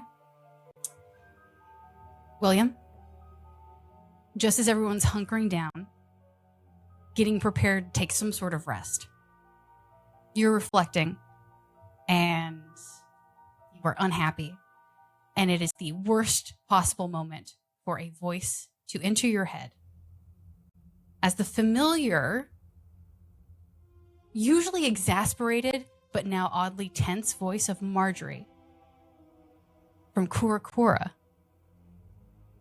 enters your head with a sending spell. Look, I've been trying. This is the last time. Run far, run fast. The Onsomi Kumo are coming.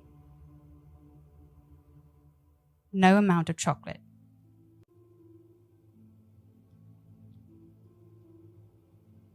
And I'm trying to remember how many words I've got left. I thought I was keeping track, but then I lost it. I think you're at 23. 23? No amount of chocolate will work. I'm going to look at everyone. Shit. We need to go. Now. Faelin has her memorabilia scattered.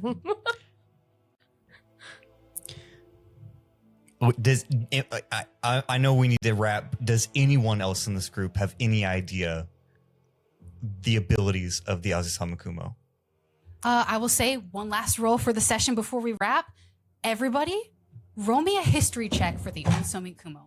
You want me to do it too? Yes. Okay. And you, roll with advantage. 22 for Faelin. 16. 16 for Thal. That is also... No, that is a 19 for William.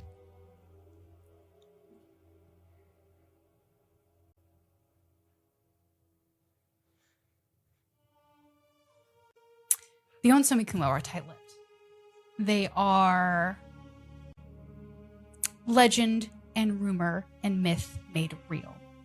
There are lots of tall tales around them. There are lots of people trying to puncture that mystique as if it's all hot air. But the reality of it is that the three biggest names in the pirate hierarchy bend the knee, whether they come right out and say it or not, to them. In all of that mystery, Thal, Morwenna, the most you know is what you've learned so far. Nothing kind of twigs in your head of methods they use or manners or how fast they are or any sort of concrete fact. You can't tell fact from fiction. What you've experienced so far is about what you've got. Well, you have maybe met a member or two. You definitely met contractors who have worked with them, but they are tight-lipped and they say nothing about what their inner dealings are about. You do know, however, anyone who's had a problem with them, they get striked down fast and true. So the fact that they haven't found you yet in what might be a day's time, because through all that magical storm, we don't know exactly how much time has passed. They could either be seconds from arriving or days.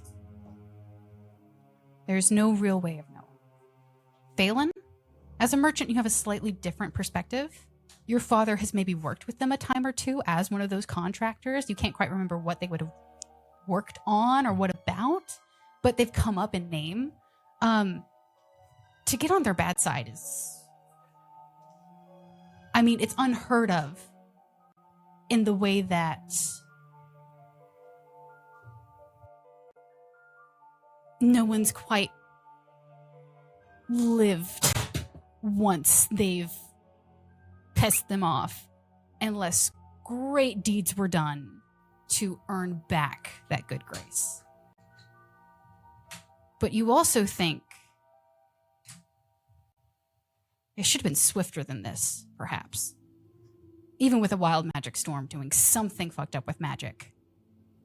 The fact they're not here yet kind of adds a little rust to the legend, because with some of the whispers that have been said, they should have shown up the second you woke up. You know, with how shadowy and scary they are. So they're terrifying, but you don't know their methods. But you feel an odd sense of surety that you probably have some time. Though how much is unclear. The only one that heard this message was Will, though, right? Yes. So I'm just going to glance over and hope that there's some understanding. As I say, we've officially been named enemies of the Azisamakumo. And one of the little glasses will just like flip upside down without her touching it. We are fucked. And she will start shoving shit back in her bag. Okay. You all rush to pack up and put things together. And that was where we will end it for tonight. Nice. This has been Tales of Yavon, the Pirate Table. Above swindling seas, the Empire Table delves into magical mysteries.